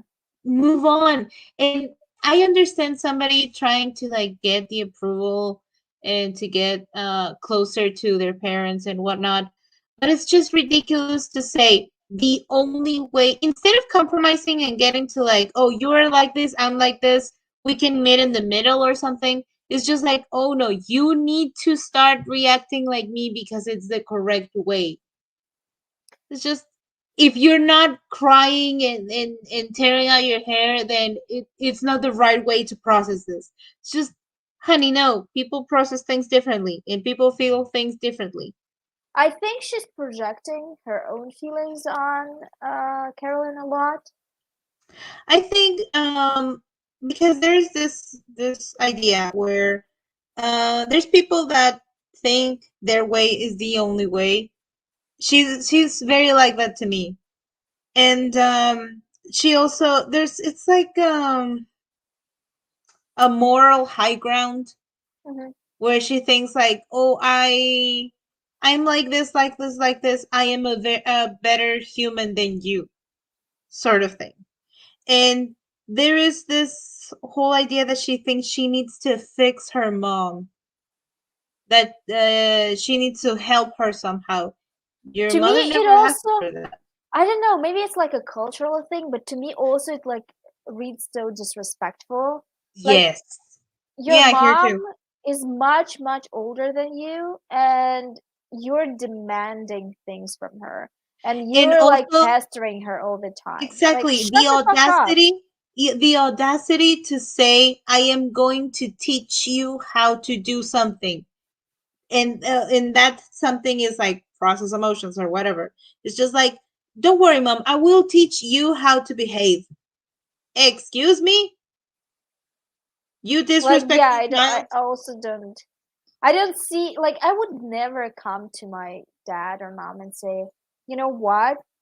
Like I can be very frank with them, but I won't come and won't like go to them to say, oh, actually, all this wisdom and experience that you got through the years is wrong. Yeah. I'm going to teach you how to do things. Like it's not even. The disrespect. I mean, Geraldine is annoying, but Carolyn is really horrible to her. I think it caused some emotional how to pronounce it? Naivety, na- Naivety. naivete. I don't know. I'm going to go with the French pronunciation. Like I know what the word means, and lack of intelligence in Geraldine. I think yeah, there is some irreparable damage in the like interpersonal relationship, and she told Carolyn said before that Geraldine was closer to the dad. So, and it's actually true. No one, people are like, I love all my kids equally. It's absolutely not a thing. There's always each parent always has a favorite. It's like just it's what I've observed. Wait, I don't know. I think Geraldine is also coping in her own way too, and her was yeah. I mean, yeah, she's coping, and I think she wants validation for her feelings. It's just said to her that her mom just openly doesn't love her, especially when the rest of the family is dead. It's kind of Carolyn's job to care.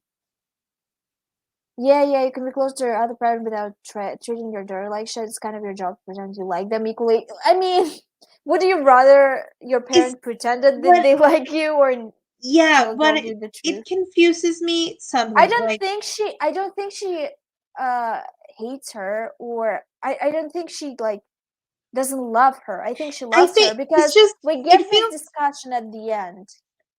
it feels like they're going nowhere, because this entire, there's like a conversation, very good conversation that Carolyn has with her earlier when she says like you were your dad's, Kenny was mine.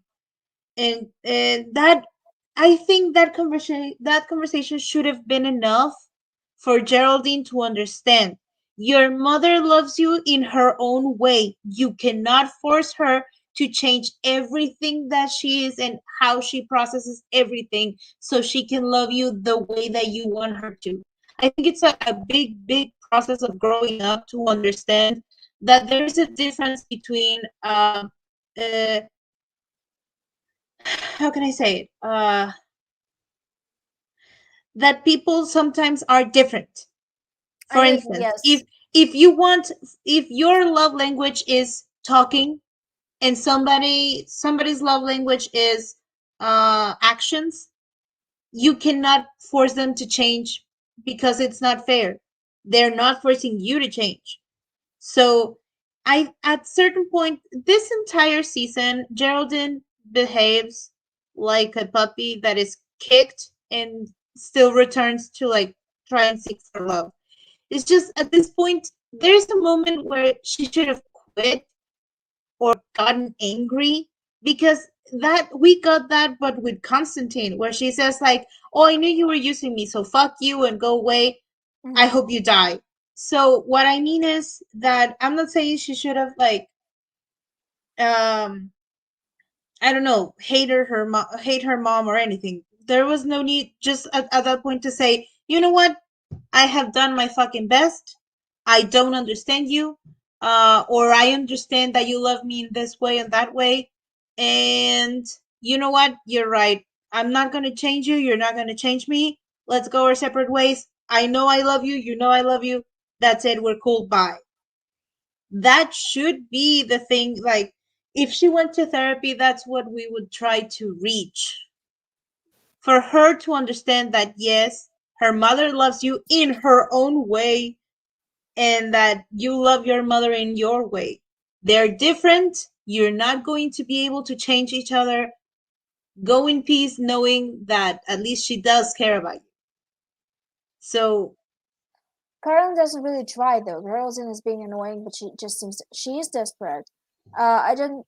I think Carolyn is the one wrong. Her treatment of Geraldine is absolutely shocking to me. Geraldine deserves at least a parent who tries or explains it. I she mean, did I try to think she explain that explains day. it. I think she That explains it. that's Yeah. that's what I mean. Like on previous episodes, that they have that discussion of why she processed things differently, of why she didn't treat her that way. It's just that you need to understand that not everybody is going to love you the way that you want them to love you. It's ridiculous, I including think it's parents. tragic. I think it's tragic that when people don't love you the way they love the way you want them to love you, especially if it's a parent. Like I understand emotionally, I There understand is this there is a feeling. different in It's in just it's just she's in an adult right how can I now. say it?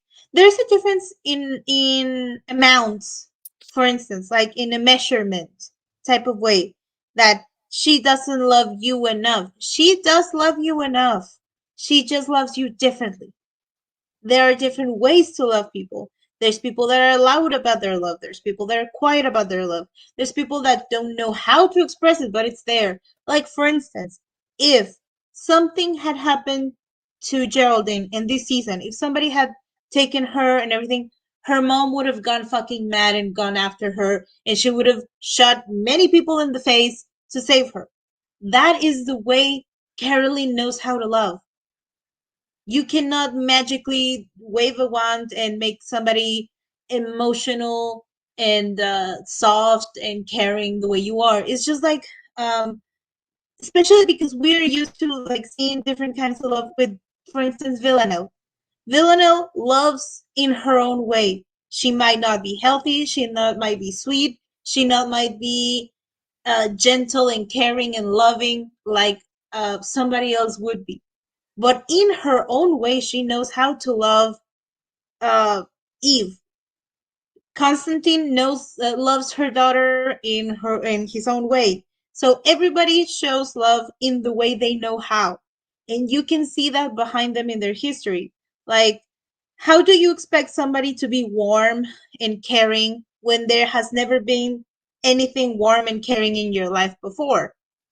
We don't know how Carolyn's parents were, and we don't know exactly how all her relationships went. So if at what point Carolyn had a husband that was very soft and caring, and that's the father that raised Geraldine, still you should like learn to, I don't know, interact with to me, they are both the same. They're both inflexible in their ways of being. Geraldine says, "My way of caring is the correct way," and Carolyn And says, Carolyn "My says, way I of don't caring care. is the." I don't care what your way is. I just want to do things that I want to do. I get it. I think they're both wrong actually. And Diane said that she feels like they're going to, it would benefit them to go to therapy. Um, and I think yes, it would benefit them. It's just I think Carolyn doesn't want that. She's, I mean, what can you do to a person that is comfortable in a relationship the way it is? She also tells Geraldine to go live her life, which I think is the act of love coming from her, because she's like, so Kenny got involved with my work and he died because of it, and I don't want to involve you. She also gave her good advice about Constantine, and I think that's her way of caring. It's like she's I letting her think, go. yeah, like for me, these two are like Carolyn is very practical, Geraldine is very emotional. It's like you are trying to have an argument in a house that is burning down. You're trying to tell the person, "Hey, we need to leave. The house is burning. We're going to die in here." But the person is, "Stop trying to ignore your feelings and tell me why you're mad at me." See? So So it's you're like saying that there are more urgent things happening right now that Carolyn cannot uh, spare time for this kind of a conversation. Carolyn is trying to process like everything that she had under control fell apart. And then Geraldine comes over to try to work something that she could have worked through another time. It's just like if you're trying to process the grief, you cannot, I don't know, grief of, I don't know. For instance, you lost your job and then someone your partner tries to talk about your divorce. It's just like what what should I focus on? In like my professional life that fell apart or in my emotional life that fell apart? Like I cannot handle both. And for someone that was so used to having things under control, trying to juggle both, and it does seem rather, it's just to me, Geraldine is more like on a way of things because Carolyn has been the same since always. So what makes you think this is the correct time to change everything? It's just to me, Geraldine is like poor timing, and she should have understood a long time ago the way her mother is. Like, if she wants to heal that part of her childhood, she should heal it on herself before going to. In therapy, I would work with her first on trying to understand. She needs to understand both of her parents. Sorry, I was reading Diane's comment. We're not slandering her. I'm like, I just think that she's acting like a for an adult. She's acting like a child who needs attention, and her mother is like, I cannot give you attention right now because I'm dealing with bigger things. I don't know if it's because Jordan doesn't understand that there are bigger things outside of their bubble right now, or maybe it's that. Maybe she just doesn't understand that Maybe. there are consequences and that there are like a bigger thing going outside of this like family. Um, I don't know. Maybe it's something that just bubbled for like years and years for Geraldine, and she wanted to like. Yeah, It's probably. just interesting that how they reacted to Cammy's murder, because Geraldine reacted in a way like in an interesting way to me, because she's like, Kenny died. I need my mother to tell me that I'm her favorite. Uh, Yeah. and Carolyn is like, Kenny died. I'm a mess.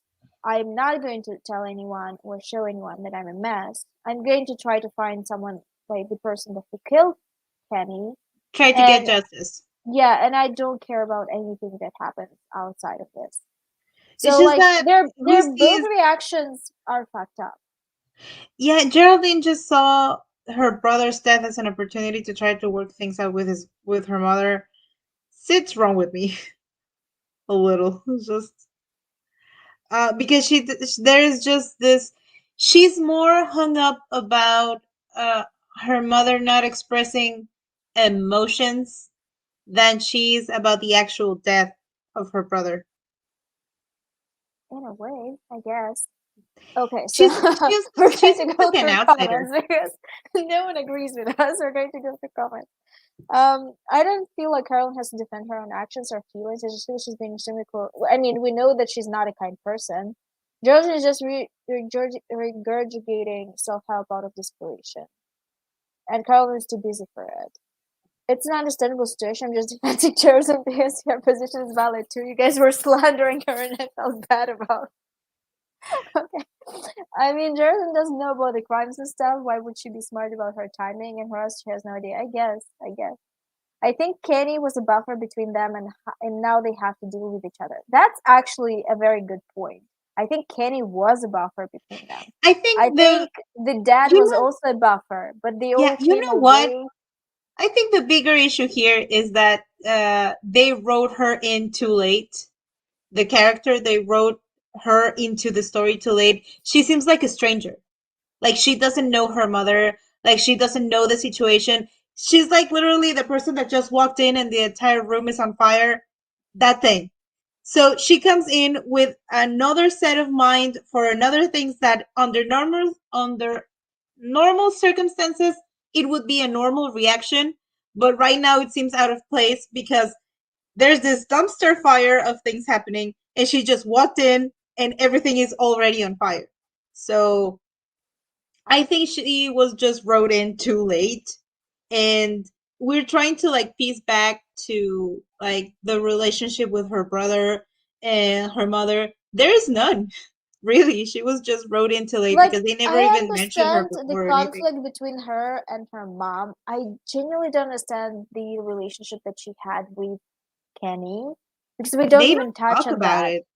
Yeah, they don't I talk don't about I that. don't think there's even like a moment where she talks, "Oh, my brother and I used to do this," or "Oh Yeah, yeah, yeah, my yeah. brother." There are no scenes about them.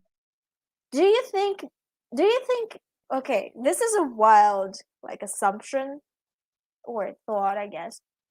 Do you think Geraldine is not her biological child?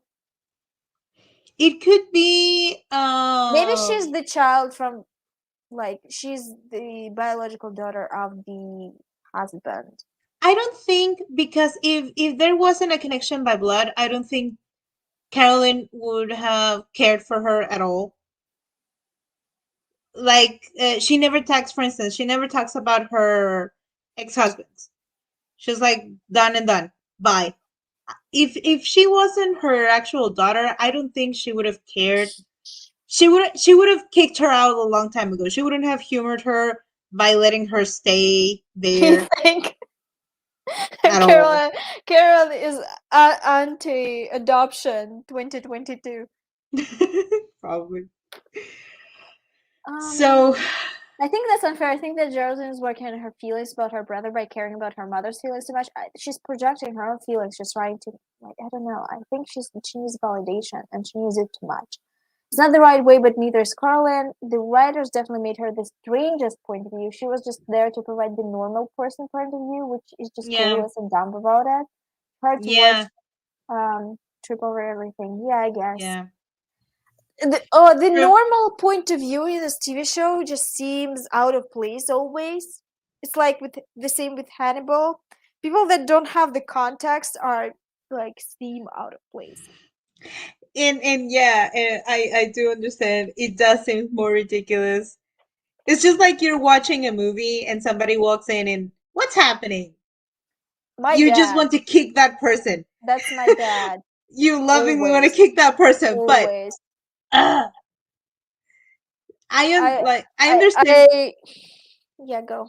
Sorry. It's just like I get it that maybe we're being too unfair. It's just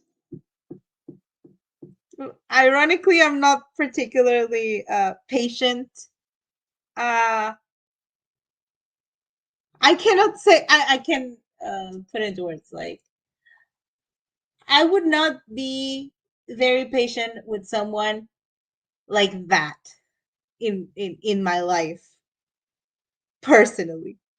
Okay. So it's somebody that is over emotional for the sake of being over emotional.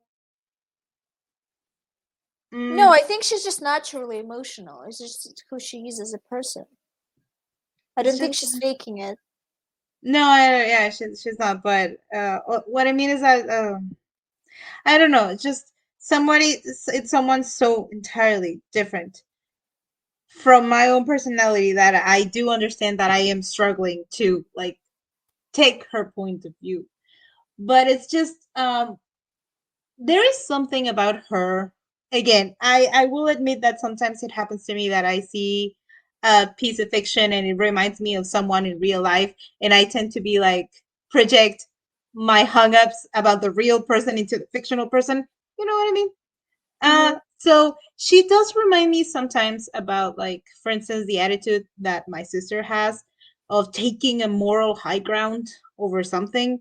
And it's just like, oh, I feel this way, and that is the only correct way. And if you don't, you are the one that is wrong, and you're the one that needs to work on it. It's just like, no.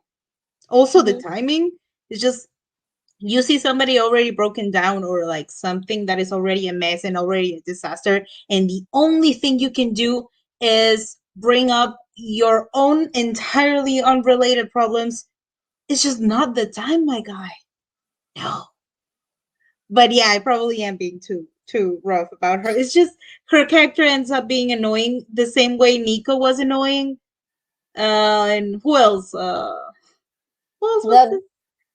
The that teacher? teacher that Yeah, it's just we are being unfairly annoyed maybe with them, but it's just like get on with the program, no, okay? I We think don't have time Geraldine. for I this. think Geraldine was an interesting character.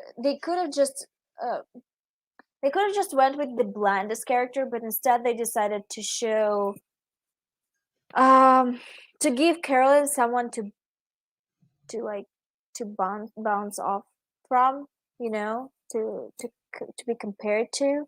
So I think that was an interesting choice. I think True. Joseph's way of grieving Kenny is to project my feelings into others instead of internalizing them. It's not smart, but it's a bad situation. I agree she's probably also badly written.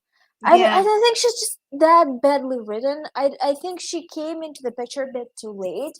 She has a It's just legitimate conflict with her mother, which is legitimate conflict, but but it's stretched out. It's like talking to a wall. Neither of them are changing. So what is the did you point know of that people are them? annoying? Yeah. Did you know that?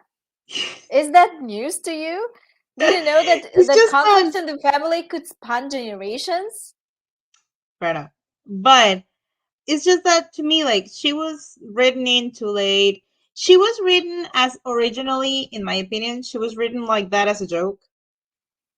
I Like, think so. I think they were not you serious know, at it's first. just like a family of mathematicians, and then there's that one artistic person, and the other way around. Like, it's super artistic and super fancy, and then there's the accountant. Hmm. She's like that. She was written, in my opinion, like a joke of Carolyn is so practical and logical. Let's give her a super, super, super emotional, empathetic daughter out of nowhere. So Geraldine, Diane is riding Geraldine's train. It's like no one is fucking with Geraldine today. Geraldine is very annoying. I just think Carolyn deserves a 50% of the critique here. The reason it's easy to dislike Geraldine is because we're seeing her from Carolyn's point of view, but Carolyn is also broken and biased. I mean, yeah, I guess. I mean, I'm not trying to say that Carolyn is not an asshole. We established that she's an asshole. yeah, We established it in the first season. It's just it's just we like that she's an asshole. That's a different story. So I guess. In this story, we're siding with the assholes more than we're siding with the Yeah, I normal people. guess. We I already guess. established that.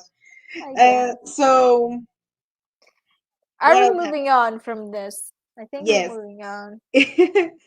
Then the oh yeah, episode 8 starts with Villanelle meeting with Carolyn on Albert Hall, I think it's called Basically, yeah, they meet Royal and something Hall. Carolyn is like, "What are we doing here?" Villanelle says that she wants to work for MI6 now, and I think this conversation was so fucking interesting because Yes. literally what happens is Carolyn's like, "So what are you going to do for MI6? Do you want to kill for us now?" And Villanelle was like, "Kill for you?" She was so surprised. She was like, "No, I just don't want to kill anymore. You're the good guys, right?" Which was super, super interesting because basically what they're trying to say is that these two organizations are not much Different. different from each other. Yeah. They require the same skills, and the whole who's the bad guy, who's the good guy is kind of relative Yeah. because, like, these same killers could work for MI6 and do the same job.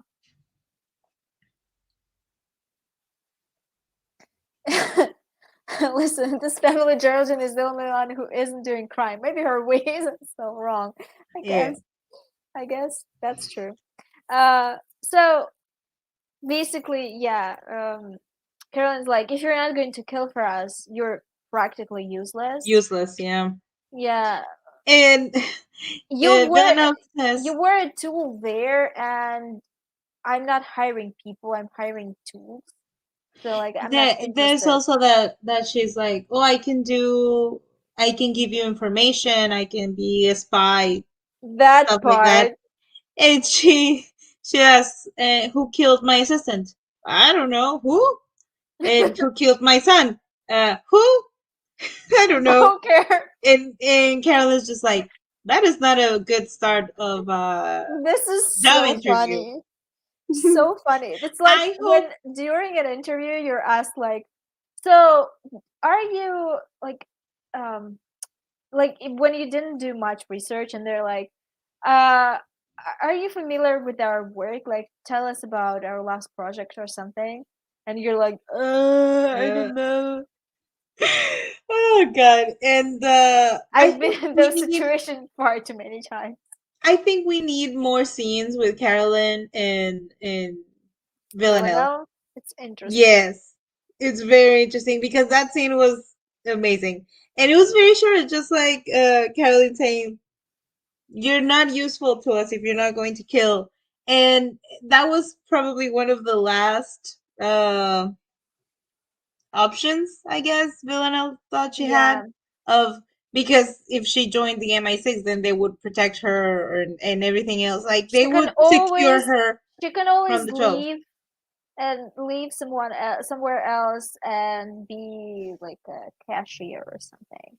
But she doesn't want to be a cashier. That's the whole other Yeah. story. It's just that there's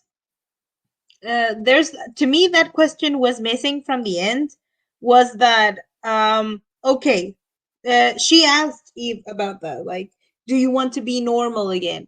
And that question should also go for Villanelle. It's just like you don't want to kill anymore, you don't want to like be that person anymore, then who do you want to be? I think she And doesn't know who she wants to be. That's the Carolyn problem. said that. Carolyn said, if Villanelle is gone, then what is left? Oksana? What are you if not a killer? She needs to go on Eat, Pray, Love retreat to figure out who she is as They a should person. definitely try something like that for the start of the next season. Like just just that was a brilliant idea. Come on. Her trying to be like soul searching and Yeah, yeah, yeah. self-help and meditation and bullshit like that. Go to a Just Buddhist it church, would exactly it would be beautiful. And well, they become do a hint at priest. something like, What if she becomes priest or like oh my god. I don't think my girl would go she's that like, far. The only from way she now would on, go from now on, I'm celibate and I live in a monastery. Or like from now on, I live in a monastery and I fuck every single sister. None. Yes, Yeah, exactly. I was just in about the to say that. nunnery. The only way you would convince her to go there is if she has free access to all the nuns. She'd fully do that. But also Catholic nuns are brutal. They're so fucking brutal. I cannot even imagine her. Like, no, I can actually imagine her in that situation, and it would be hilarious. Throwing porridge at elderly women. As somebody that was in Catholic school run by nuns, I would be delighted to see Villanelle Every wreak single havoc person, every there. single person that was ever in Catholic school somehow just hates nuns. They just hate nuns. Because they're the worst. I was made to stand under direct sunlight for 3 hours in the heat of summer, like 40 degrees. I didn't get a fucking heat stroke by miracle. I got I got punished many, many times. They were not allowed to give physical punishments anymore, but that didn't stop them from not letting me eat, not letting me sit down, not letting me go to the fucking bathroom, not letting Asshole. me leave the courtyard, regardless of how cold or how hot it was. They're horrible. Fucking nuns. I swear to God. They're the worst. I will fight them. Villanelle's version of a retreat. Wow, I'm so eloquent today. Yeah. Villanelle's version of a retreat would be getting kicked out of a Buddhist retreat, not because she can't meditate, but because she snuck in chicken nuggets against the vegetarian. Help me! Help! The vegetarian rules for the cows. I'm so bad today. And then screaming really of karaoke somewhere in Asia instead of chilling. I bet Yeah. she wouldn't get through like a minute of meditation. She'd start screaming. No. Um, the way she acted like a child in front of Rianne was just a masterpiece, honestly. So basically, Yeah. what happens? Carolyn says, "Fuck off! You don't have a place here. Like, we don't want you if you're not going to kill people." She decides that she needs to go with Constantine again. I think no, I'm lying. I'm a lying Um, person. I'm such a liar. No, they do no, meet we get the later, but scene. Yeah, we do get the scene of Constantine talking to his doctor in dude, the hospital, and then yeah, going to visit Dasha. yeah, and they're laughing, and then he hears Dasha laughing, and he's like, something is happening, and he sees her. Dasha is a mess. She has so many bruises. And they start talking, whatever. The outcome is he decides to ditch the hospital, and she's like, never ditch the hospitals because you don't know. Yeah, you And did that's say, such "Oh my baby." fat foreshadowing. Yeah. And Um. she's dying. He has this conversation with her, which was kind of sweet, but also the whole Mother Russia thing immediately turned me off. I was like, this is ridiculous. Stop it. There is also more implications of that Dasha was the one that was very cruel to Villanelle, and Yeah. that they're responsible for her, but that he was too soft and she was too cruel and stuff like that. So Mhm. again, they're more shifting the blame Yeah. on She's more Dasha. guilty. Yeah. Yeah. And she's, you know, that's very on point. Like the parents that say, I made her tough. That was the right thing to do. I made her tough and you made her soft and she's weak because of you. And Thing I was is, making a champion. if we're Bullshit like comparing that. Constantine and Dasha, Dasha really didn't care about Villanelle much, and it Yeah. shows. She doesn't really care about Villanelle. And Constantine actually likes her. Yeah. So I actually there's a do think he difference. he does care about her quite a lot. Otherwise he would have left a long time ago and saved himself a lot of trouble. Hmm. Hmm. Uh, my fucking eyelash is trying to get into my eye. Are you crying? Is it sad? Are Yeah, you it's so weeping? emotional. Oh my god, gosh. Are you hysterical? Yeah. So yeah, Dasha dies. Whatever. Yeah. I'm surprised. I liked her, Uh, but I'm I don't surprised care really. Villanelle didn't kill her off at the end, but okay, so she apparently has a killer black. I think that's something that they wanted to explore in the fourth season. I don't think they were very elegant about introducing it in the third season, but okay. Yeah. So what happens next is uh my neighbor is having a rave right now. How what time is it? So basically, Villanelle is oh no. Uh Villanelle is looking for what did he take from Constantine? She took something from Constantine, like a Money. slip It or was a money ticket. ticket. Wait, And no. No, because Eve. No, got I it, get got it, so got it. confused. I'm Yeah, not yeah. going to lie. No, I get so confused with this I got it, storyline. I The got it. point is So they're all trying to escape. Eve got Villanelle got the ticket from Constantine to go get the money they were going to use to escape, Yeah. and she thought she kind of left him for dead and took the money. But then we get my absolute favorite scene of this entire fucking season. That is the Okay. ballroom scene. No, that's not it. I don't think that's the next one. I think it's Eve going to this weird establishment No, that is later. that is later. Oh, okay. Yeah, it's later Because because Villanelle when gives they her the need ticket. the ticket and sends her Yeah. to find the money. Wow. So we do get I feel like I just wrote this episode because I was like, let me figure out the logic and how it would actually work because I literally don't remember, just watched it. Um yeah, that's the ballroom scene. so we get Villanelle goes to the site of her first kill in the country thing, Yeah, and it's a ballroom. she's watching the people do ballroom dance, First of all, she and Eve looks so shows out. handsome. Yes, The Eve only word that I can describe her with in the scene is handsome. This suit is yeah, it's good. the pattern is not that great of the But it fabric, looks but the it looks cut of good the on suit, her. yes, it looks amazing. And so everybody's just like dancing, and she's talking to Eve. She says that she's talking that she did her first kill there, Hmm. and that it was an official that was a tango champion or something like that. Yeah. And she asked what would have happened if she hadn't done that first Yeah. kill, if Hmm. she was something else. She says, I could have been an interior designer. And Eve kind of just goes, that would have saved me a lot of heartache. It's just like, sure, it would have been easier to care for her if she wasn't a killer, but then again, would have you noticed her, found No, her I don't if she think that's wasn't? what she means. I What? think you're taking a romantic route, but she just means, As oh, always. you wouldn't be a killer and I wouldn't know you, so it would save me a lot of heartache.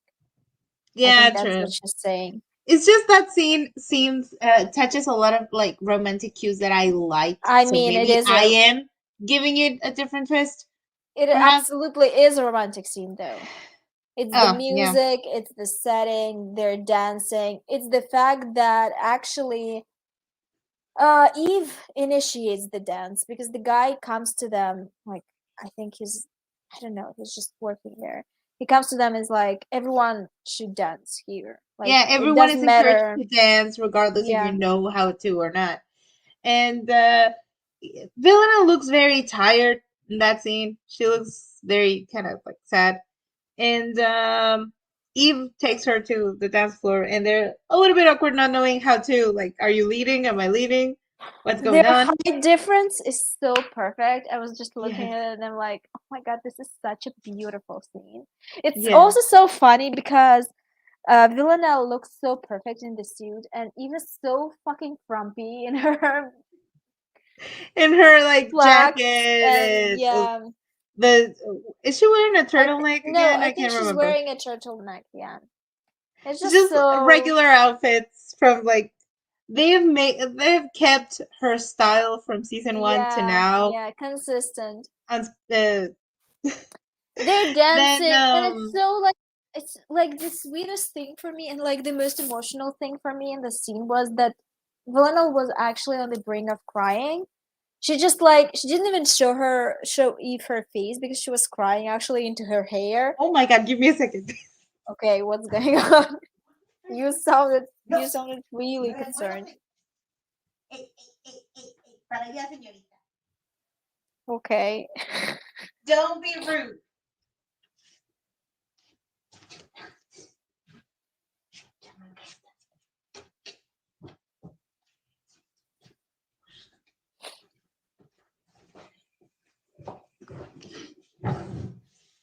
Oh my god. You're abusing your dog again? On camera? She likes to get on my pillows, but And she digs around until she can actually sit on my pillow. So it's just like I do not want to sleep oh, got on where it. you put your ass. So I She put that doesn't on care the about coffee that. table, and she's trying to dig through that. So Asshole. anarchy, chaos, She's an disrespect. asshole. I didn't tell Damn. you. Oh no. Oh no. Do you want to save your pillow or no? Where are you going to wash it? I think you lost. She's just under the she's just under the blankets. But what am I gonna do with this little Should gremlin right here? Oh, I don't know. I took in the Man. cat, by the way, Oh, and I promptly gave it back to my parents. why? Didn't like being He just inside? he just didn't like living in an apartment. Mm, Turns out he was just yowling at the door all the time, like at the entry door. yeah. And he spent all the time under the sofa until it was time to eat. And he didn't want to play. He didn't want to do anything. And I was like, my guy, you are not feeling good here, apparently, I think. Yeah, I just gave him back to my parents Probably and he just now like lives with too my used to parents. the street. Yeah, I guess. I guess he was just astray for too long. Um, but that's besides the point. There was an attempt. I bought all this stuff though, so I'm like, wow. Well, yeah. Cool. I But mean, I'm not sad about it because I bought it for like points, not for money. And I guess sometimes my cat is going to stay, or he's going to stay. I don't know. Anyway, we were talking about the ballroom scene, and they were talking about like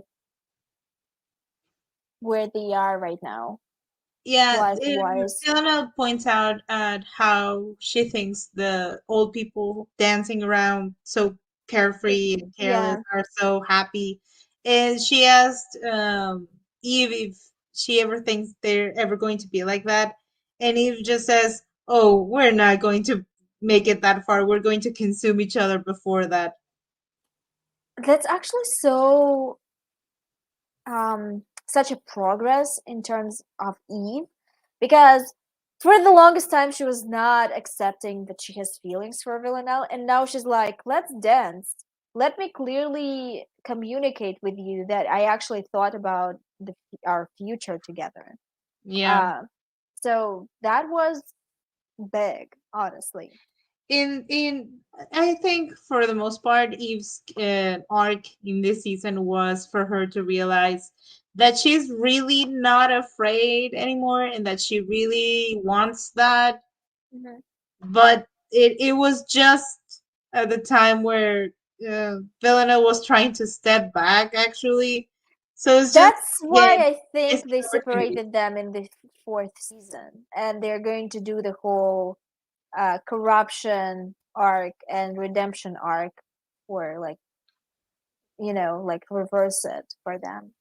Yeah. Which I think, like, I don't know what's gonna like happen with that then. If neither of them is gonna be in the same place mentally, as in like, Yeah, I then am just what kind of future literally is I that? have no idea how the next season is going to play out, no idea. I just literally have two requests. Don't kill one of them, and please just keep my gaze away from cliffs. That is all I ask. You're like, you can kill both of them, but not by throwing them off the cliff. Please. At this point I'm fucking exhausted.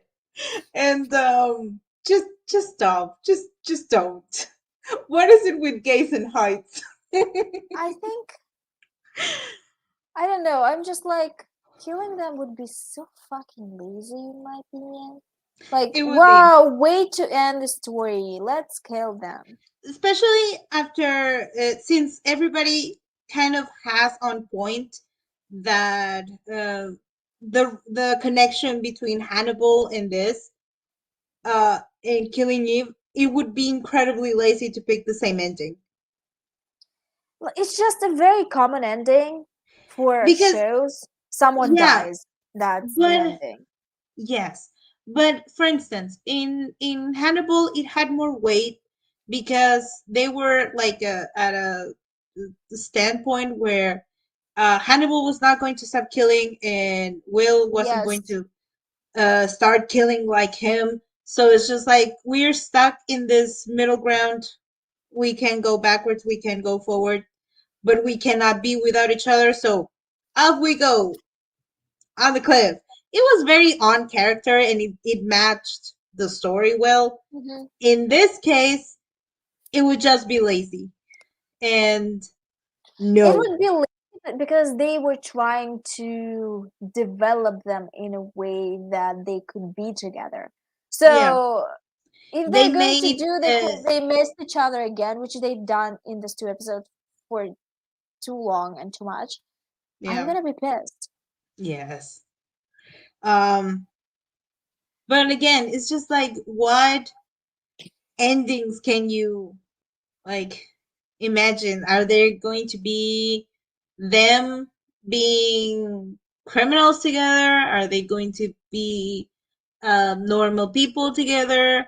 Are they going to, what are they going to do in the future? Are they going to be incarcerated? Are they going to be free? Are they going to be together or Exactly. not together? There are many options. Yeah. So we'll see. We should call it cliffing. It's bridging if it kills them off in the beginning of the show. Cliffing if it's how they end it. Lazy writing. Oh my god, I love this. You need to Yes, write about this if you want to get popular, Diane. definitely. Just claim your fame. Oh God. Oh, aren't you done, ma'am? She's hiding from demons.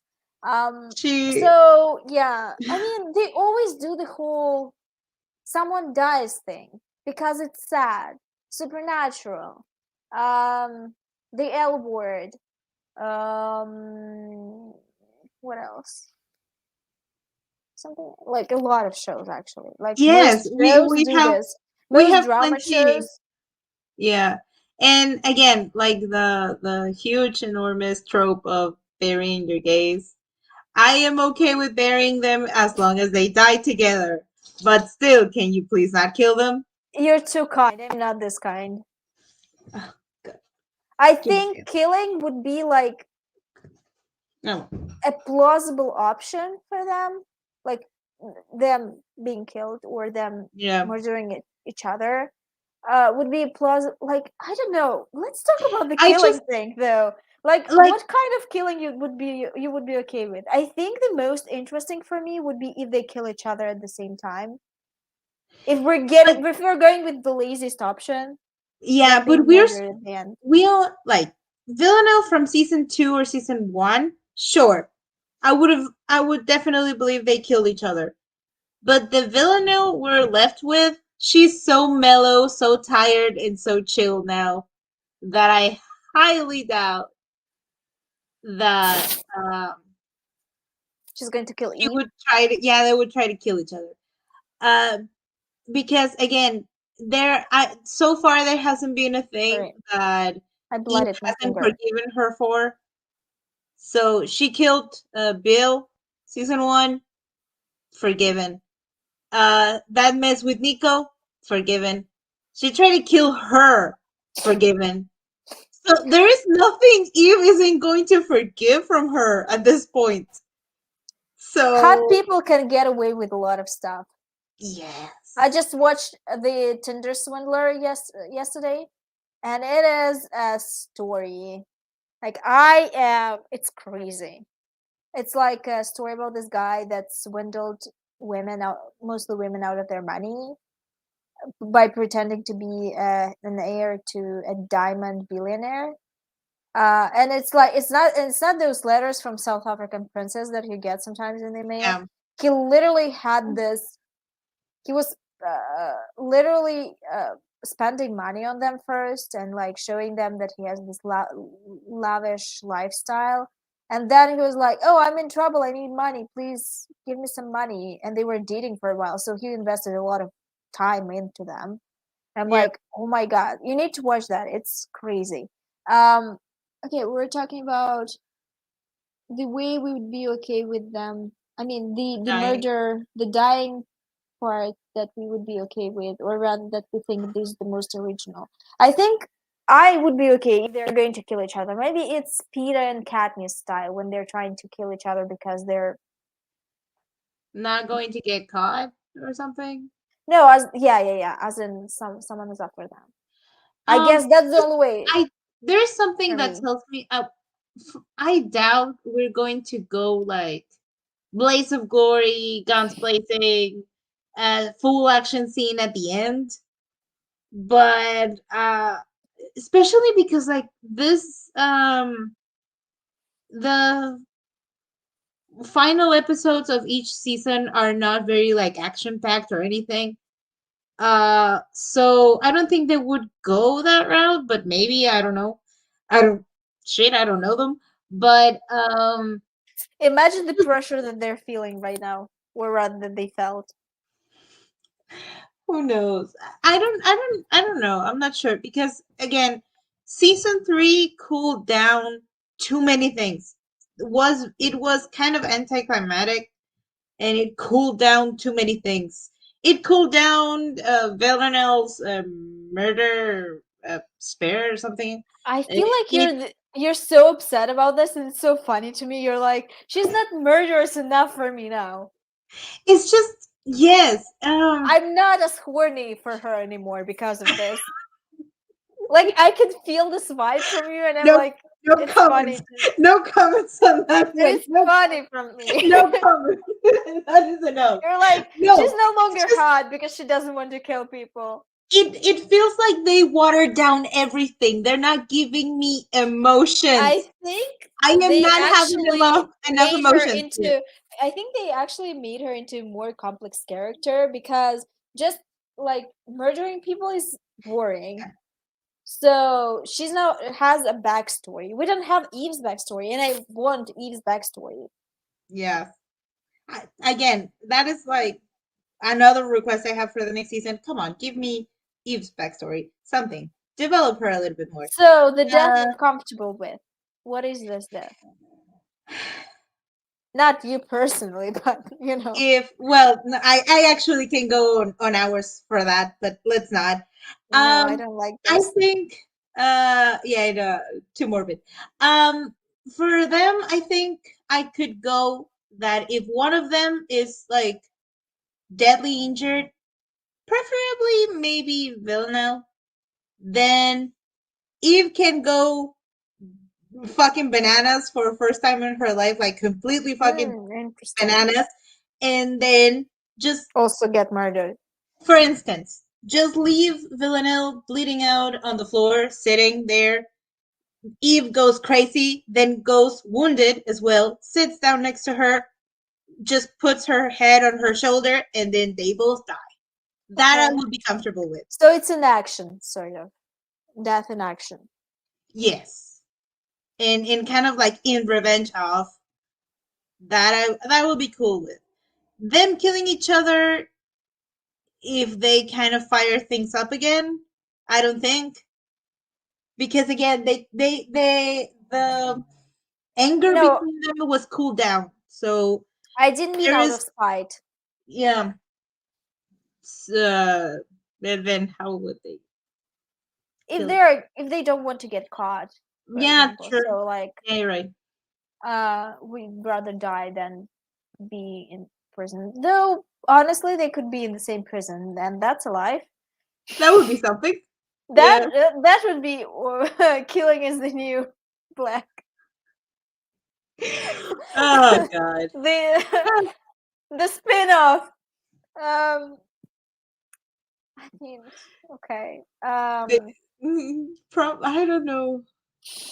I'm not sure I how have a person would second put question them for you, both. and the second question is very important for me. And I think if I'm not going to get this in this season, I'm going to be upset as well. Are they going to finally have sex? I need it. They've been teasing me for what? 4 seasons? 3 seasons? No, fourth Yes. season. Like that's a lot of time, It should and happen. it should Uh, happen. It it should should happen. happen either on the last episode or Nope. the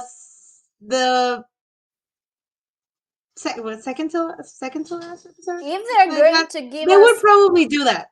I if bet you they're they going would to do that. fucking give us, they They have always sex do and that. now they're killed, I'm They gonna always throw hands.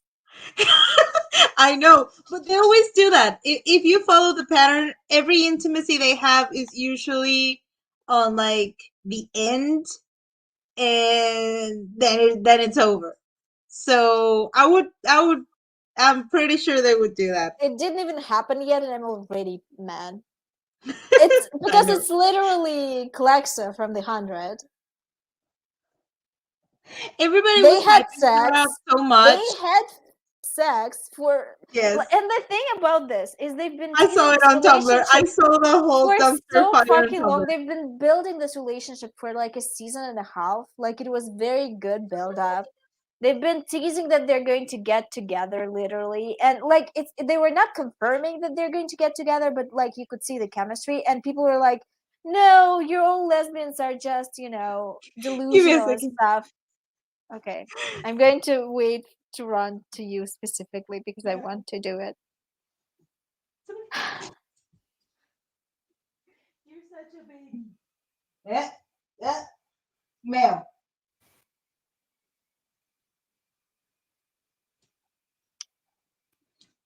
Okay. um Yeah. it's like season and a half. They're not confirming anything. One of the characters is openly a lesbian. The other character is sort of like vague. You cannot tell. She dated guys before. We don't know anything about her dating girls. They're kind of vague about it on like in like discussions on like during cons and stuff. And then we get the first kiss, which is like you have to understand how mind blowing this was because it was literally like I wouldn't say it was supernatural type of beating, as in like they were beating them for so long, but they were doing it for a long time, and no one like with the experience that we had with fandoms, especially with like sapphic stuff and like with gay stuff too, um, is that these things are usually like beaten, but you're called delusional and nothing happens at the end. But they actually Yeah. did this, so it was like a big thing. Like it was Yeah, literally, I remember from the Tumblr days when yeah. writing about it. And then uh oh my god, Clark, the blonde, she was like, I'm not actually ready to be in a relationship with anyone because my boyfriend just died, so I'm like, I cannot do this, and they kind of separate, and then they give us the another season. Clark is like cut loose from her pack of people and is kind of doing shit on her own. We see her like she's sleeping with some girl that she picked up along the way, whatever, but she seems like it's casual. And then she bumps back into Alexa, and like Alexa takes her into her tribe, and they kind of like starting to figure out their relationship. There's a lot of like Lexa betrayed Clark, so now they have to work through the hate part. You understand? It's like very intense. And Yeah. that when they finally fucking have fucking sex, Yeah.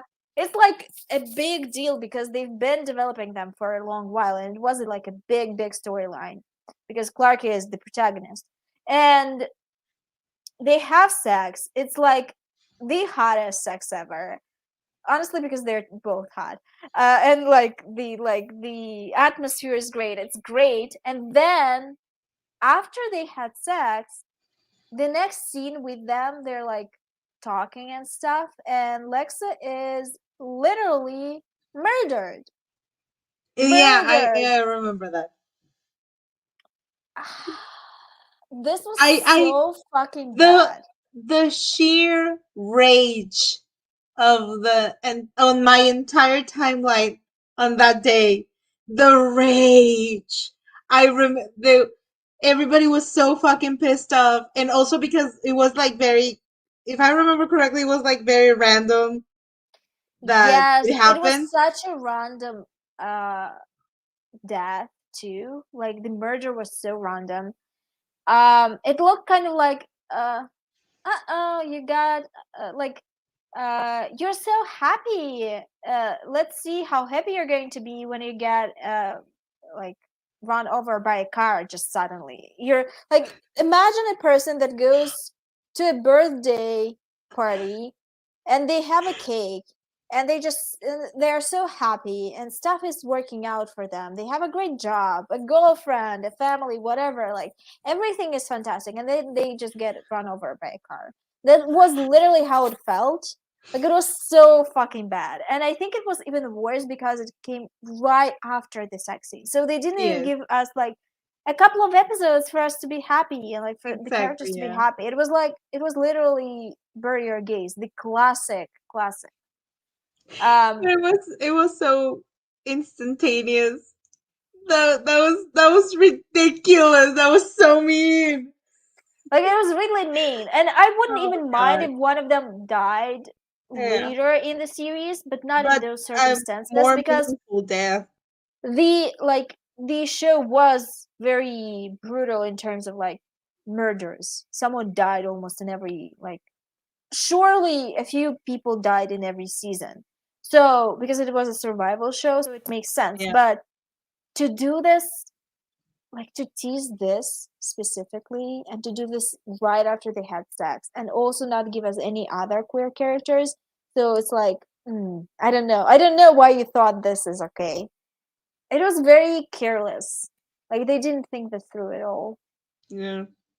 And scared is gonna be Clarkson. No, if it's gonna be Clarkson, I don't know where they were, what they were doing. Like they know their audience, and they like. I think the TV, like Clexa had such momentum, and every single like news, not newspaper, but like online entertainment website wrote about it. So I feel like most TV people know about this. Yeah. I honestly don't know. I mean, they had I more have gays, no. but killed them too. They had more gays in the 100. I don't know anything about that. Maybe it was later. I just stopped watching after they killed Lexa, to be honest. Rage quit. It's just Yeah, no. I just couldn't with this nonsense because I was like, I am actively disrespected. I was actively disrespected and I couldn't allow Yeah. that to happen. So are they Mm, going to have sex? My Yes, but my only bet if someone is murdered after. my bet again is last or second to last episode. That's my bet. Second to last would actually be nice. Yeah. Sir. Nice, sir. What if it's like first episode and then they break up? And then you get training montage, but not training. Mm, Therapy montage. What if they try to well, build a house, doesn't it count like a fight, little? and break up? Doesn't it count like a little breakup? The end of this season. No. At the end of the season, they got together. This season. Yeah. The ending. They go separate fucking ways on the fucking bridge. No, they look at each other. Yes, but they're still apart. No, they look at each other. It means that they are together. They literally, what the rule was, we're not going to look back at each other, because the meaning they behind both this broke the was, rule, but they still were away. No, it means that they are together. Come on. It means that they are together. That's the point. I got the other way around. They broke the rule because they want to be together. I'm not delusional. That's the whole point of the whole thing. Yes, I got it the second time I saw that. Like, I get it what you saw, but still, See, Diane says the same thing. They turn back saying they changed their minds. I don't know. There was still distance, but I feel like you're just being negative for the sake of being negative. That literally was what happened. They decide to be together. But it's just, then why are they separated at the start of the season? Well, we don't know. We don't know if they're going to be. I think my theory is that they will try to make it work, and it won't work, and they'll get separated or something. I don't know. We'll see. It's soon, and I'm like, I get itchy thinking about it. When is the episode? In 2 weeks, I think. 2 weeks. And it's actually, I think it's actually on Saturdays, so that's bad for us. It's on Saturdays, I think. I think we have to move them. Yeah, we'll have to move, like, no, I think we'll have to move, like, to another week, to have a 3-week vacation or something. Wouldn't it be like too much of time in between episodes? No, I mean, we'll have to move once, not every single time. Got it. We'll figure it out. We'll figure it out later. Scheduling is something that does not come easy on the live stream. So basically, what happens? What did we stop at? If they're not going to give us sex, I'm gonna be so fucking mad.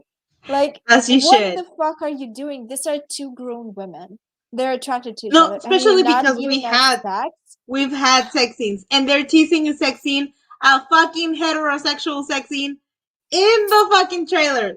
I'm so pissed already. I'm like, I don't know. I'm so guarded about the 4th season. Like, if they're not going to do it correctly, I feel like it's going to ruin my whole experience with the show. It's on Sunday. Oh, good. So it's gonna be like Sunday. Sundays. Isn't that even worse? Yeah, it's worse. That's what I meant. That's what I meant when I talked about Saturday. Shit. Sometimes I mix up Saturday and Sunday. They just sound too, like, similar to me. And also, people always say that Sunday morning is their favorite, like, time of the week. And I'm like, it means Saturday morning is the best. It means that it's the Saturday because you have a weekend after. So I'm like mixing them up for that reason. So what are you doing? What are you trying to puzzle out? I'm just looking at my calendars, like, right there, and I'm trying to, like, figure out the fucking day too. Like, what the fuck are we going to do if the episodes are on Sunday? But yeah, I get what you mean. That just, like, yeah, we'll have to jump on. Got it. So the sex scene is important for me. Very. We were still on the if they're not even going to kiss, I will perish. Yes. I feel like it would be a fucking betrayal of the audience. Especially because the only kiss we got was that on, like, the bus. That stupid kiss on the bus, which was also really fucking hot, but also fucking stupid. Yes.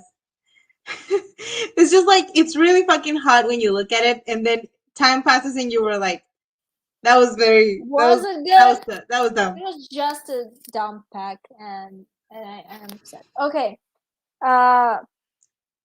Back to the ballroom. Moving back to the episode, yeah, they are dancing. It's super romantic, and like Villanelle is really feeling nostalgic, but like she really wants something for herself. It seems, Yeah.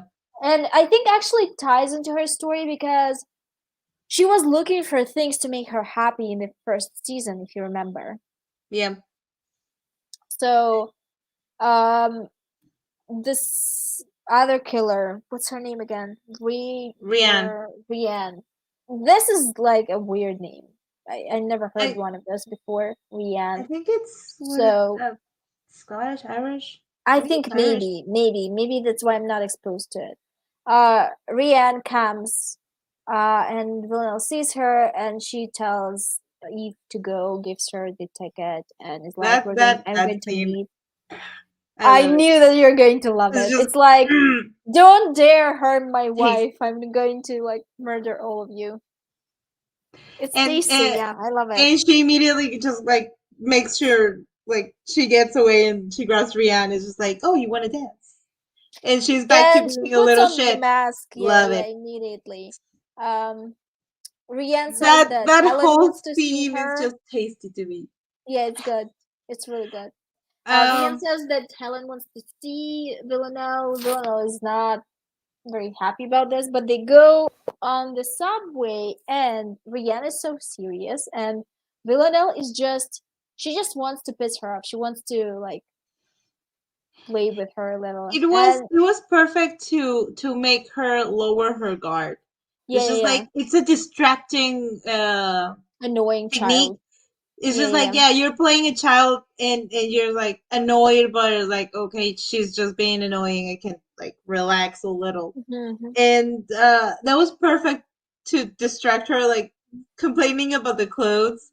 I it was so Jumping. funny. It's just like, um, what is it? It's funny I was how trained I was trained to dress for like maximum movement. That's what yeah, Rianne yeah. says about her clothes. And Villanelle's just, I was trained to be devastatingly beautiful. Fair enough, So as you can funny. see, obviously. She's so I funny. love her. And also, like, isn't it funny how real, like, badass killers, but when we say jump, we jump? And I'm like, Yeah. makes sense. Um, so Rianne is pissed off at the end, and she decides to teach Villanelle a lesson, not knowing that Villanelle is fully prepared for that. They fight. Villanelle fights with her, and then she falls on the tracks. I mean, she doesn't fall on the tracks. She literally pushes My her. Villanelle She went falls on the full tracks. Villanelle went full this is Sparta on this bitch Yeah, yeah, yeah. and kicked her off the rails onto the rails, and it was just great. But again, it seems like this when you see Rianne, like her reaction and everything, that you realize that Villanelle is actually someone very fucking scary. We constantly forget about that because she's a little shit and we're with her all the time. We forget that she's actually a very terrifying serial killer. Like with how the ghost was scared of her. Like there's moments where we forget that the people in her own profession are afraid of her. Her body count must be like in thousands. Yes. And there's this because at the start, like the first time we see Rian, she's like very condescending in the way she's Hmm. looking at Villanelle because she's unstable. She's acting like a child. She was crying. Uh so she's very like, ugh, this is all they got. She was crying And because she was crying because an older woman kissed her head. exactly. It's like, oh, this is the bitch everybody's afraid of. And then on the dance floor, she's starting to feel a little bit uneasy because of how like unsettling Hmm. Villanelle is to her. And then on the subway, she's still trying to assert dominance over her and say like, "Oh, you just walk along, little sheep, and sheep are happier than wolves," and bullshit like that. Villanelle kicked her ass so badly she was begging at the end. I was just like, oh, sweetie, you were really out of your depth here. And Yeah. in the end, she's just, again, that kick on her suit. That the moment when she walks away, she's impeccable. Her Mhm. hair is perfect, the suit is perfect, and she just killed the bitch. She Mhm. just kicked this Sparta a bitch into the train tracks, and she's immaculate, walking away like nothing ever happened. I mean, she Perfect. hesitated actually. There was a Yeah, moment where she hesitated. because it was that she didn't want to kill any more people. But again, she knew that if she didn't kill Rian, she was going to follow, and that Oh, she could she's gonna be a potentially, problem yeah, at some be a point. problem later. Um, then Do we want to get into the whole Constantine actually killed? Like, we already talked about that fucking wretched video that I'm so mad about still. yeah, Apparently, Bayer put video cameras to figure out who who was was stealing his stealing fucking his gummies? candy. Yeah, and I'm like, okay, first of all, cameras are not that cheap, Yeah, especially small ones. Second of all, this just doesn't make sense. yeah, They show and it to they show it to Carolyn, but first Villanelle comes to the 𝕊𝕆𝕀𝕸 office, which is hilarious. Um, she's like, "This one I didn't kill. that That's is, not yeah. mine." When well, this is kind of like simultaneous with the scenes where when Rian shows up, Villanelle gives Eve the ticket to go collect Constantine's Mhm, money, so Eve goes to this like shady place for bets. And she's trying to be smooth about asking like a secret code to get mhm, the the money. mhm. And when she's trying to pick a fake name, 𝕊𝕆𝕂𝕻𝕻𝕃. Ma'am, I just love whenever they try to show her trying to be smooth about something and failing completely. I love that. And even the guy when she shows up and the guy is like, I was expecting a stripper with It's that just name, so bad. 𝕊𝕆𝕂𝕻𝕃. C And for effort. the guy is just like, go ahead, grab it. It's on the safe. Mhm. And she picks what are like nesting dolls, I think. I don't Yeah, know. because we And need to be she meets, reminded that it's Russian, of course, it has to be the the most most Russian thing they Russian can think thing of. ever. Mhm. It was that or a bottle of vodka, I guess. And Yeah, it could have been as well. nesting dolls in the shape of a bottle of vodka. God. And then she meets Constantine outside of the place, Mhm, of the shady place, and she's surprised that he's not dead. And they're fighting over the nesting doll and whatever, mhm, because she's like, no, Villanelle sent me to get this. I'm gonna give this to her. And he's mhm, like, that's mine. I sent her to get it. No, mhm. I'm not gonna give it to you. Petty, love it. And I love the last outfit that Villanelle has. That kind of yellow. Yeah, yeah, it really It's something suited between her. a cape and a dress. Yeah, yeah, yeah. It's a It's cape. just, it looks very harmless, and I love it. And she goes then to like the bitter pill, and Mhm. everybody's just like, who are you? I'm here to see Eve. E. Until she's looking at the Mhm, pictures and she's like, mhm.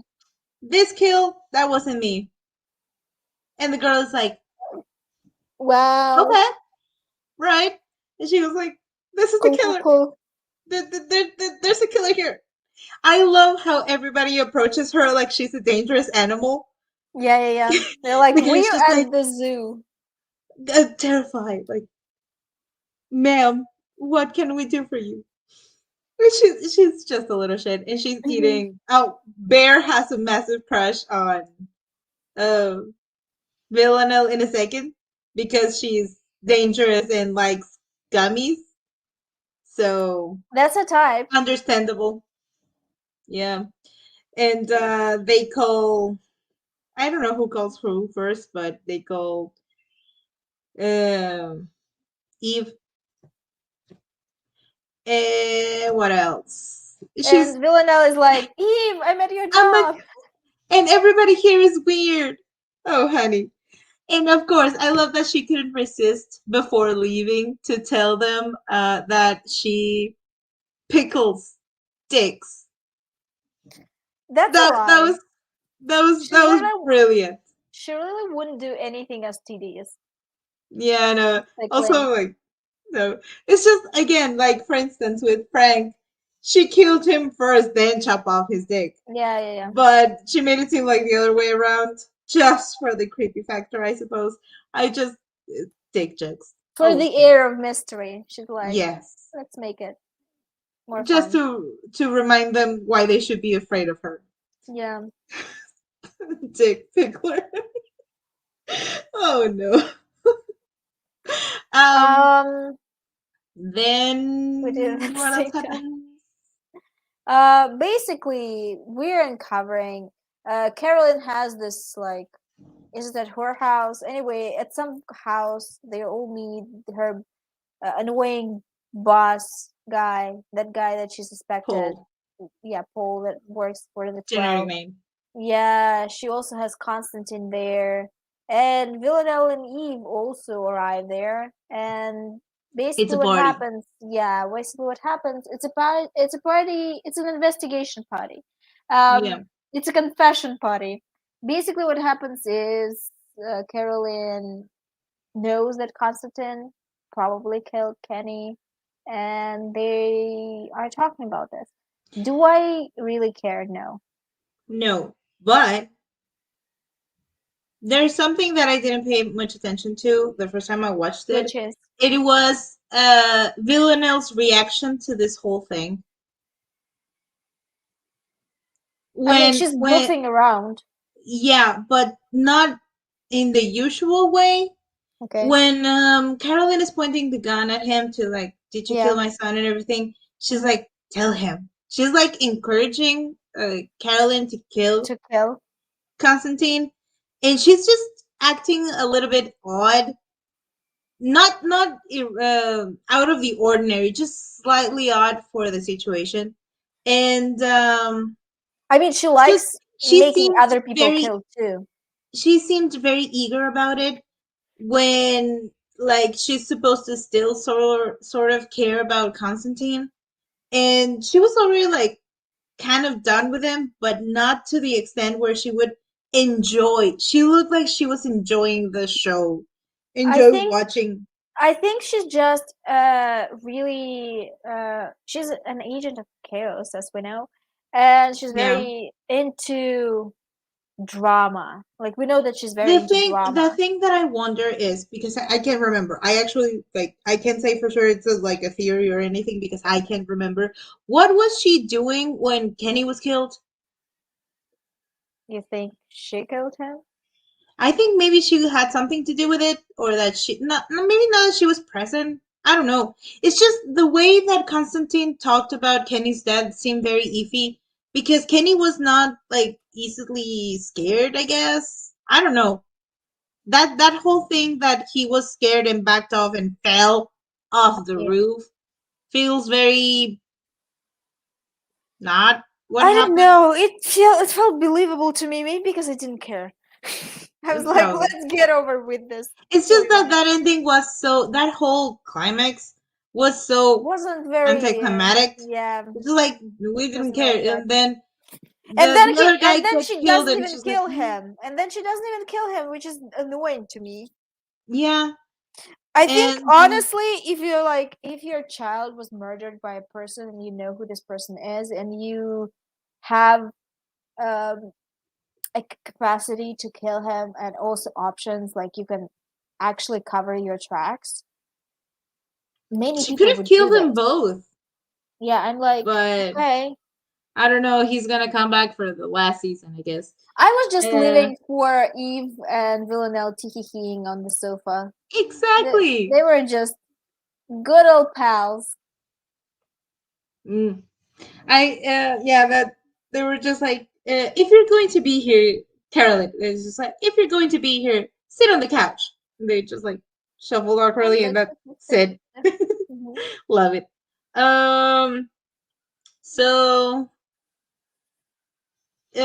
Eve is angry that Carolyn just killed Paul without them getting more information about the 12 Mhm. because he was the only connection they had or something. Mhm. And um,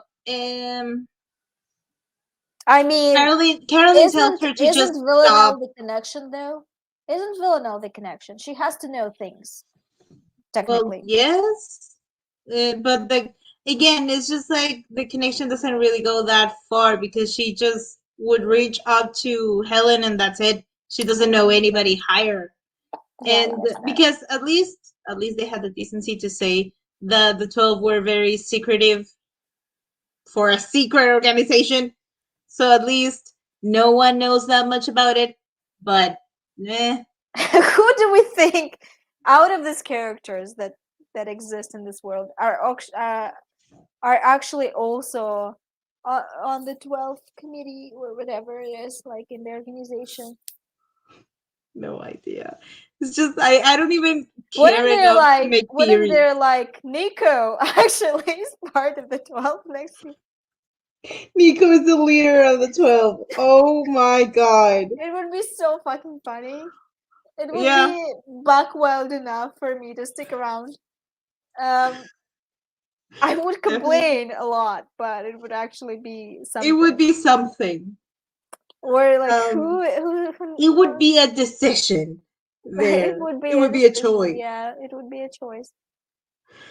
I mean, So, I don't think we have any other prominent characters to even think about no, that carried over the seasons. So it has to be Nico. definitely. It's The plot definitely twist Nico. is the one thing that we never saw coming. Is the most dangerous man out there. Evil was hiding behind that mustache this entire time. Yes. They keep saying that the mustache, something, maybe evil behind it. Then the I could see well, Nico joining the 12 after his last few adventures though. true, Just out of rage. pure rage, He would be the understandable, silent killer because exactly. I don't think he would be able to speak after, like his vocal cords wouldn't be I'm the same. surprised that shit didn't pierce through his fucking spine. So I don't think she's as good as she is telling she is, honestly. I think yeah, she got a bit definitely, older and she's she's trying to rusty. overcompensate. Yeah. Um. Then Carolyn tells Eve that they should just stop thinking about the 12, just fuck off, and you should go cold Which turkey. is And fair. yeah, and she's angry and runs away like a I'm going teenager. to show you something. I don't know what it is, but I feel like it's very important. So, like, that's a Dove hand cream, Yeah. and at the back, okay, now you can see that. Wait, like here, wait. Here, do you Yeah. see the fingers? Uh-huh. Doesn't it look like she's pinching a nipple? Why does it look like this? What are they trying to say? I don't understand. Maybe the person that drew that was horny. I don't know. What is this? Speaking of making choices, that was one.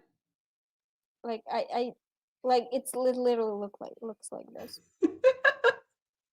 It doesn't look like it's peeling. Maybe they're trying to show that you have You to can peel peel the off the sticker. Yeah. yeah, but it doesn't look very Sticker like. sticker like, yeah.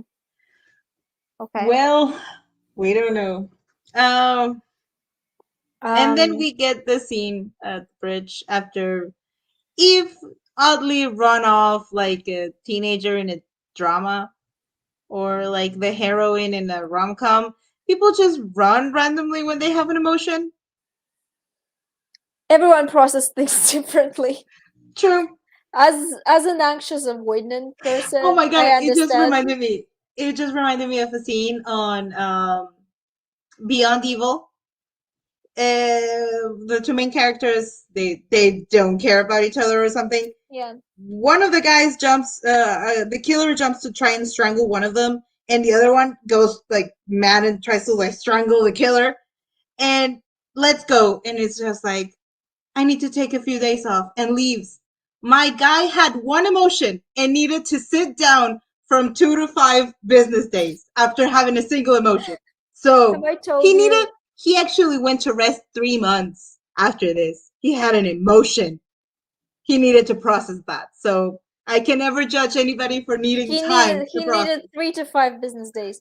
Um, have I told you how like I lived with a girl that I really liked under one roof because I literally asked, like I literally manipulated my parents into letting her in to like rent uh, uh, I a think you room in the mentioned that. house for some money. Basically, what happened is we kissed and then I ran off to the apartment because I couldn't deal with my emotions. So that literally happens Okay. sometimes.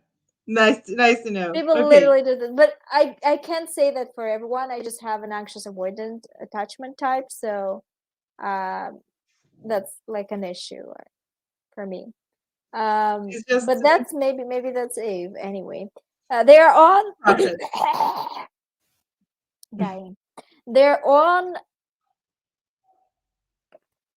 the bridge. The bridge. The color choices are interesting because Eve is the only person that is very bright. Or Villanelle is the only person that is very bright because she's in yellow. So I'm like, I think it was deliberate. I'm Yeah. sure it was deliberate. I knew where the scene was going the minute I saw the split on the bridge. Yeah. Okay. It's like a classic Such romantic. a such a like definitive line in the middle is just like, oh, I know where y'all are going with this. I was so disappointed because it came from this episode for me was just like this and then went like this. You're interpreting it wrong. That's the thing. I swear, It it's just ended on a happy note. I know, but I the first time I watched it, I was so disappointed with the climax of the episode that when we got to the bridge, I was just like, oh, they're gonna go separate ways. Great. And I admit that I probably didn't pay enough attention the first time I saw it. This time I did, but I was still like juggling the first impression that I had from the episode and this one. So I ended up with like mixed emotions about it. Okay. They literally like it's the last. It read like it's the last chance for Eve to push away Villanelle, and if it's not going to work, then they're going to be together, sort of way, because they're talking about like Villanelle. Yeah, I get it. That Yeah. Villanelle is giving her a last way Last out. chance. For Yeah, instance, yeah. you just if you want a normal life, go on because you're not gonna have one with Hmm. me. I got it. I got it. I did see that when I saw the scene. It's just that I don't know. I was just still struggling with the disappointment from the first time that I watched it. You just But I am wanted sure. them I am to sure I say, missed. I guarantee you that I missed the first time that I watched it. I missed that they looked back because I was okay, busy throwing a pillow around my room. So I didn't see that scene the first okay. time. So I got a different ending the first time that I watched it. This time I did get the full scene and I did pay attention. And you So still made the same, still thought the same thing. Basically, yeah, they're talking about the past and what they want in their life, and etc., etc., and like they're talking about their monsters. And it's interesting that Villanelle asks Eve if Eve thinks she's a monster. Villanelle. yeah, And I think Eve is the only person that gave her a satisfying enough answer. answer. She Yeah. was like, "We're all like a little We all bit, have monsters in us. yeah." Yeah. So And I it's just think like like your it's normal. monster is like encouraging my monster. I'm like, ma'am, take responsibilities for your choices, please. But Can you hear also, my baby whining yeah, outside? I can hear that. You Um, whiny baby. Basically, like, they have this very poignant discussion about how Eve realized that she doesn't actually want. Actually, it's, if we're putting it on to like a larger scale, she doesn't want a heteronormative ideal family, which is big for a show to say. Yes. And she says that I love that phrase where just like everybody, every time I try to think about the future, I just see your face over and over again. Yeah, I'm like, damn, I like that. that was very romantic. My monster Very, thinks your monster is hot. Eve season 3 episode. She basically said definitely, that. Um, definitely. yeah, and then she's like, I don't want to feel like this, Eve says, and Villanelle is like, I can help you with that, and Eve's like, yeah, you're going to tell me to jump off the bridge, and Villanelle is like, no, I actually am in love with you, you fucking dick. uh like, I'm not going to tell you to jump off a bridge. We just can't like separate. Like, it's easy to not think about me if you don't see me. Like, you're going to forget about me. Yeah, So we're just going to do this thing where we're going to like not look into each other direction, like not look at each other, and just going to walk the bridge to different sides of the bridge and never meet again and talk again. yeah. And they They failed. yeah, they feel they walk, and then they look back. Because honestly, like, at this point, I'm like, what is there to lose for any of you? Yeah, Like, there's nothing to lose. For Eve also, her yeah. job is trash. Actually, her relationship with her husband failed on She many already. I don't think she even has like anything. literally anything. Not even like an apartment set anymore. Like, She we was don't. still. Yeah, Eve, the house, as we know now, was left with Nico, I guess, or they were renting it, then she doesn't have the apartment that they lived in with Nico. We thought that it's their Yeah, house, remember? And yeah. it's not. Yeah, I think at the start of the season they were talking about selling it or giving it back. I can remember, but she like left the like tiny apartment she was staying at, and so in every sense of the way, she has nothing to lose, and Villanelle doesn't either. So We don't know. We just know that go she's for it. not very close to her family either, so she probably won't go back to her family. Um, and Eve literally burned all the bridges. Villanelle burned all the bridges. She doesn't work for the 12 anymore.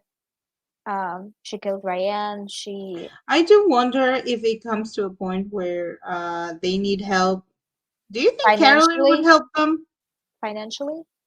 In no in like if they're I in danger think or I something. think Carolyn might help them if they do something for her. Tit for tat. Probably. Yeah. What's the tat in the tit for tat? Is tit No. actually a tit? No. I don't understand this saying. Expression? Yeah. No, I understand the Uh, meaning. I'm like, what's the tit and yes. what's the tat in this? No Was it idea. just a cute way to say this for that? Tit for Probably. tat? There must be an explanation online as to where that expression I came just from. love thinking that it's tit for As something. an actual tet Yeah. figures. Yeah. Sorry. So that's it. I'm going to behave. We finished. Um, yeah, that's the end. We already talked about things that we want to What the fuck change did I more. write in the end? You said, I'm I sad, wrote this is the bad. most ridiculous last comment on my notes that says, "What happened to Eve's bag on the bridge?" Bag. She had She a had a handbag. bag. Yes, and it's gone. She decided to drop Suddenly, it. She's suddenly like, it's gone. I don't need a bag. She's like, That was the weirdest thing that I focused on that scene. Is just that she had a bag and then it's gone. Like you don't. I don't know if it's just like hidden on the other side of her body or She something. just did the disappearing trick. When I was younger, I was so unfocused. I constantly lost bags on buses because I always put them like alongside me and not on my Yeah. knees. And I just when it was my time to exit the bus, I just left it. Always, I just Yeah. I same. That's why I got like those. To this day that is my solution. I have my handbags are either a little backpack that it's always over my like shoulders, or the bags that go like across the body. So my hands are free and I don't leave the fucking bag everywhere. And still sometimes I've had to go back to the movie theater or like the car because I left the fucking bag in there. I am a danger to myself sometimes. thing is, And I hell. lost the bags and I never found them because you won't find them on the bus. Yeah. Um, Yeah, so it's I gone lost a lot forever, of yeah. shit like this. Oh, okay. I guess that's the end of the episode, the end of the live stream, and we're going to figure out what we're going to do with the scheduling. I need to check when the show actually airs and when it actually is going to be on my streaming platform because I watch it on Russia's streaming platform. Yeah. I think it's I going to be googled it. online. It's from a medieval 15,000 expression, 1500 expression. Tip for top. I will retaliate if you hit me. Now it's used for game theory mostly. Oh, got it. So it's not tit for tat, or I you think mean they changed. I think it it just changed with changed? time. By the way, Ingrid, I'm watching the Untamed now. Yeah, Diane was It very is the excited best. about the Untamed in like in my WhatsApp, and I'm like, I just don't know what to tell you, Diane, because You I'm not need watching it. again. You need to try one of these shows. The Untamed was the first one that I tried, not knowing anything about the genre.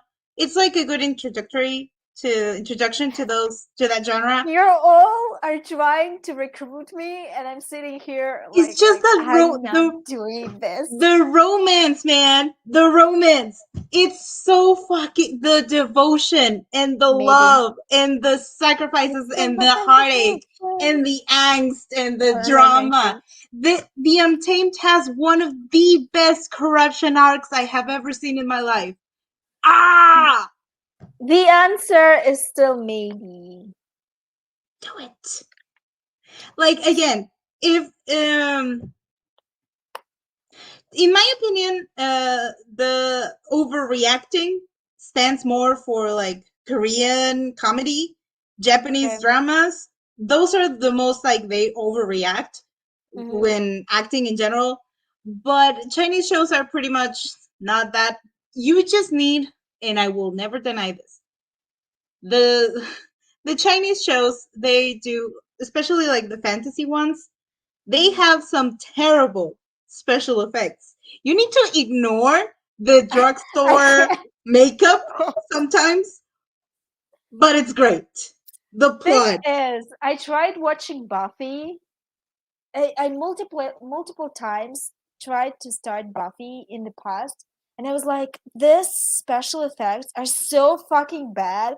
I just cannot watch this because it's so fucking bad.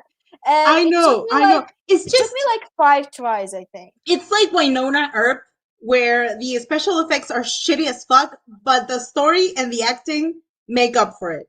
I think they're not as shitty as they were in Buffy That's so because much no they were matter. old. Yeah.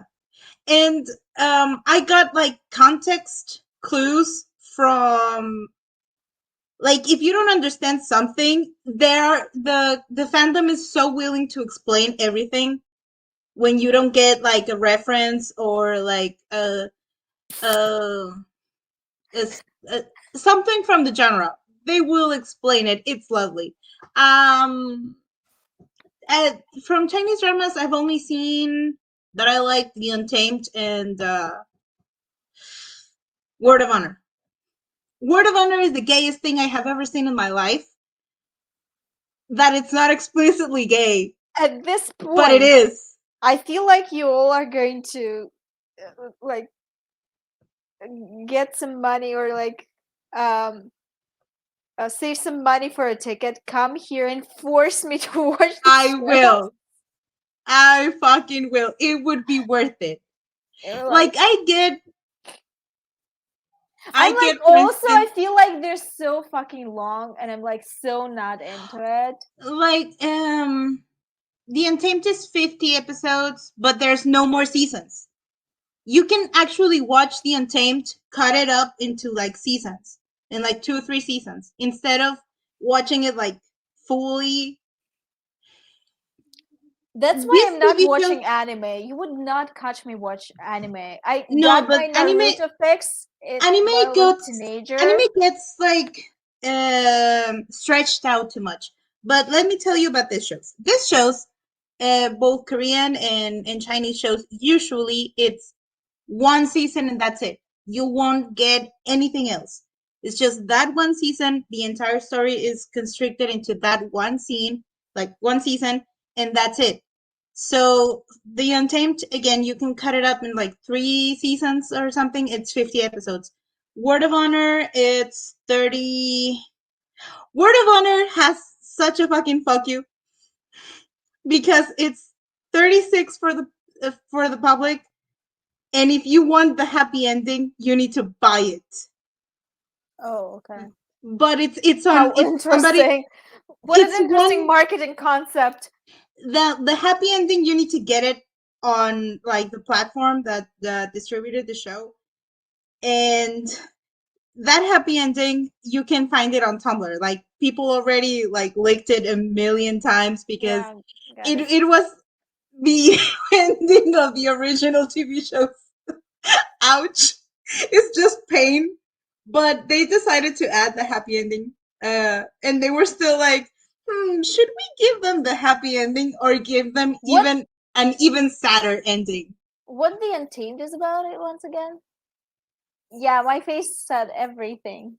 Because the Chinese movie industry has recreated what? Has recreated so many ancient cities just for these dramas. Oh, the dramas take turn filming in those sets, so it's one and done when Yeah. they film it. Oh, The one got it. thing That's the one interesting, thing actually. the one thing that you can never like complain, like the Untamed has so many natural settings Mm-hmm. that you're like not worrying that much about everything else. It's just like the creatures and everything that look a little bit iffy. But again, Excuse me, creatures?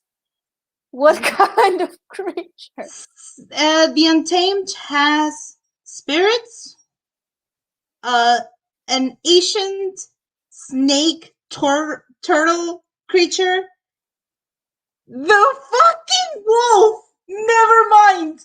I forgot that fucking wolf. The main character is terrified of dogs, and then there's this scene. It's not. It's not a spoiler. There's this scene where there's a gigantic wolf dog thing, and it looks like a puppet. It's so bad. But again, it doesn't, surprisingly, it doesn't take away from like the angst of the scene somehow. I don't know how you watch it with a straight face. Okay, so The Untamed, uh, it's just impressive. The Untamed starts with the suicide of the main character. Okay. And then you start with his new life. He gets brought back into another body. Technically, it should have been played by a different actor, but they didn't want to change it, and I respect that. It was a good choice not to change him. So it's another body, and he has to avenge the person. He was summoned by a ritual, and in order for him to stay in that body, he needs to kill the people to avenge the person that gave him the body, that made the sacrifice. So he comes back and he's like, okay, I need to kill this family or something. That gets solved like literally very fast, but there's still one. It's represented by cuts on his arm, Mm-hmm. and they're all healed except for one. But the longer he stays in that body without completing his mission, he's growing weaker and weaker and weaker. So Mm-hmm. he could, and if he doesn't solve that, It's like it's a murder mystery to find out who killed him in his previous life. Uh-huh. How many So, episodes?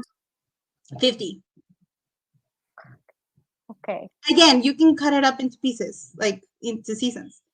Takes like 1 or 2 episodes for the weirdness of the effects to just become around your head. I guess. We'll And see. what else? This fucking 50 episodes. Like, who You won't even fucking notice, trust me. does 50 And episodes? it has several like plots and subplots, and it's done very well. The acting is great. The acting specifically, because again, the effects are not that good. The plots, the plot twists, the subplots, everything is very good. It's nice. Give me a second.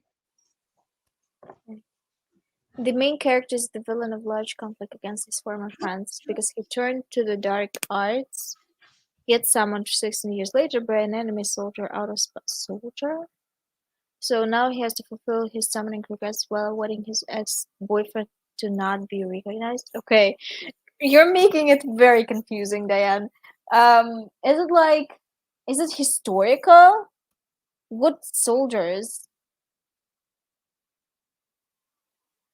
I'm aware that there are soldiers in modern times. I'm just like, okay. And the timelines from the past overlap, so you see their enemies to lovers' progression in the past. Is it real though, or is it just baiting? Just tell me straight away, so I won't expect things. Or you didn't finish probably yet.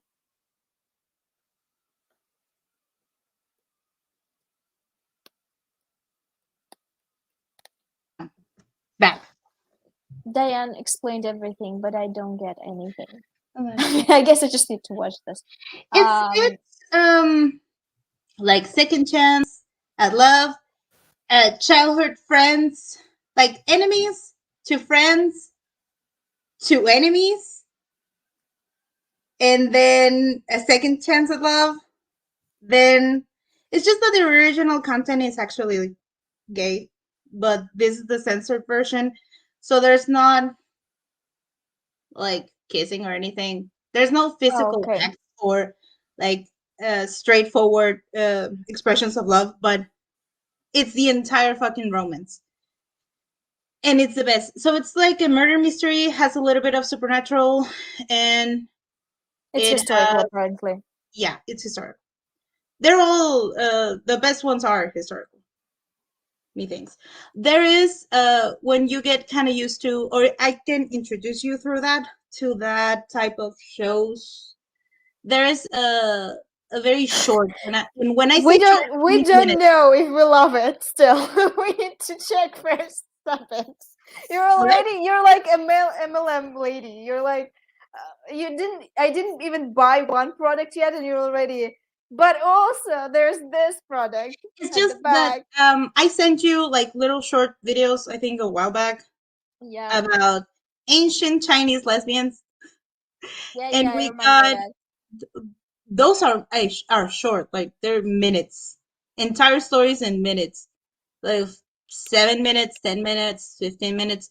So there's one that I goes. think they weren't they ads, or I'm mixing something up. I think I saw an It's something ad. like that. One is an ad for Floralis, and for some reason they chose to make it super gay, and I love that. Good Yeah, for them. that was a We choice, love to see honestly, it, but a good one. definitely. But in that, like in that vein, in that type of way, they made a few short ones, and those are would be kind of good for like helping you introduce to this genre, because it has once you get into it, you get into it. It's a very cool type of fantasy. It's very different, and you get the whole flying swords, magical sleeves, and Paperman, and all the stuff. It's great. It sounds weird when I say it. You will understand it. Paperman? What? Oh, there's the Is it the snowman out of paper? no. It's an actual like tiny Paperman that they use for espionage. It's lovely. I love that little Paperman. Listen, you know Yes, what? there is. You're telling me yeah, you were telling me about the plot, and I was like, it sounds really familiar. And it was like, I think there's an anime of that because I think I've Well, seen it. okay. The Originally it's a novel. I have it. I was reading it. I stopped reading it because I got distracted. They are long. Most Danmei novels are 1,000, 2,000 pages long, sort of. Mm-hmm.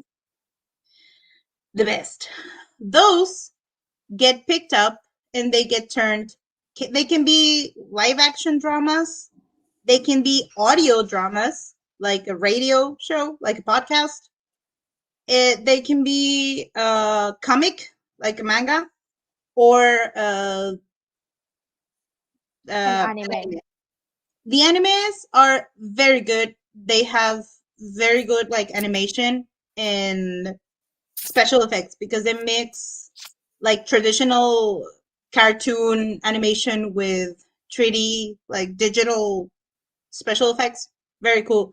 The only thing I have is just that the animals look weird in that adaptation. There's um there's several animals that come out in the story like rabbits and a donkey that is called Weirder than the wolf. the animation ones are too human. They have very like human eyes, and it's kind of like unsettling a little bit in the anime. But on the drama, the only issue is that Wolf is the lowest of puppets that I have seen anywhere. But it's just a single scene and doesn't really matter. Yeah. The snake thing is actually very well done. Kind of looks like the basilisk from Harry Potter, sort of like that. Mm-hmm. And oh my god, the Untamed is the best. Um, Also for like two terrible people falling in love with each other because nobody would love them. That Those is wigs, Word of Honor. though. That is Word of Honor. Those Uh, wigs. they're not as bad. I've The seen terrible. lace Every man is has not long hair. bad. Yeah, I see it. I'm trying to clog the lace. Um, No, it looks actually cute. yeah, the wigs are very decent. I've seen bad ones, but those are very decent. No, the And clothing is very. I mean, the styling is very cute. yes, I'm just um, googling. I'm on Google. I see a lot of kissing in the pictures, as in like fan it art. is. Oh yeah. Fan art of these. Ooh, it's it's so horny. The novel is so horny. I I Um, bet. I bet. Oh, it's and on Netflix. yes, it's on Oh, YouTube for that free that and changes Netflix. that changes everything. The Untamed is on Netflix and it's on YouTube. Uh, Is it on Netflix US? Is it on Netflix or whatever? I need to look. I think everywhere. Russian. I mean, I can find it probably. There's Bleach live action adaptation. Oh my god, this wig is so bad. Yeah, no. The Japanese live action adaptations of anime are terrible, mostly in a sad way. Okay, Um, so Untamed. If I mean, I'll have so much downtime between our streams. Stop being excited. Don't be excited. And don't you dare be excited.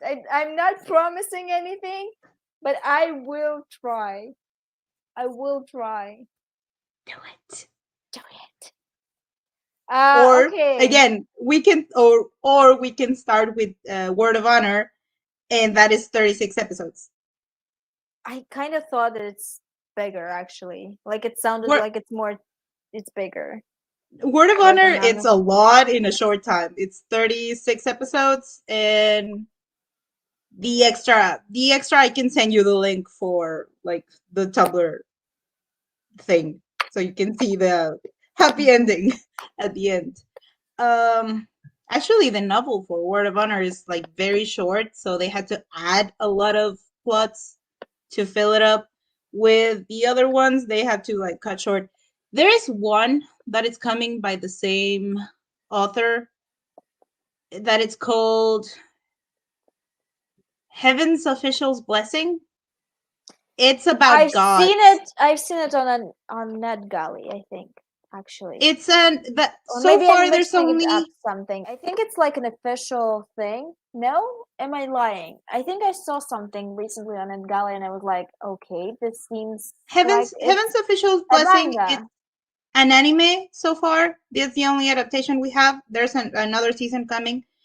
We have the comic, and the live adaptation is being filmed, but we don't know No, when it's going to be I out. mixed it up with something. Yeah. It's on Netflix, the anime. Okay. And it's so sweet. And I love it. But that is more like not horror, but kind of. The first episodes are kind of creepy, and I love them. Okay, not for me then. You can watch it. It's an anime. And that one is super short. That one is like 20 minutes every episode. Something like that. That like is I super saw short. something on 𝕊𝕆𝕻𝕻 for sure. Like I'm going to screenshot it. Oh, not on 𝕊𝕆𝕻𝕻, on 𝕊𝕆𝕻𝕻. I don't know. I'm not using 𝕊𝕆𝕻𝕻 anymore. I'm going to just screenshot it and send it to you all. Okay, I think we're done. It's 3:25 hours. 3 hours 25 minutes. Like I'm done. Honestly, I'm done. I'm like sitting here fidgeting because I need to eat something. I need to put my another laundry load into the machine.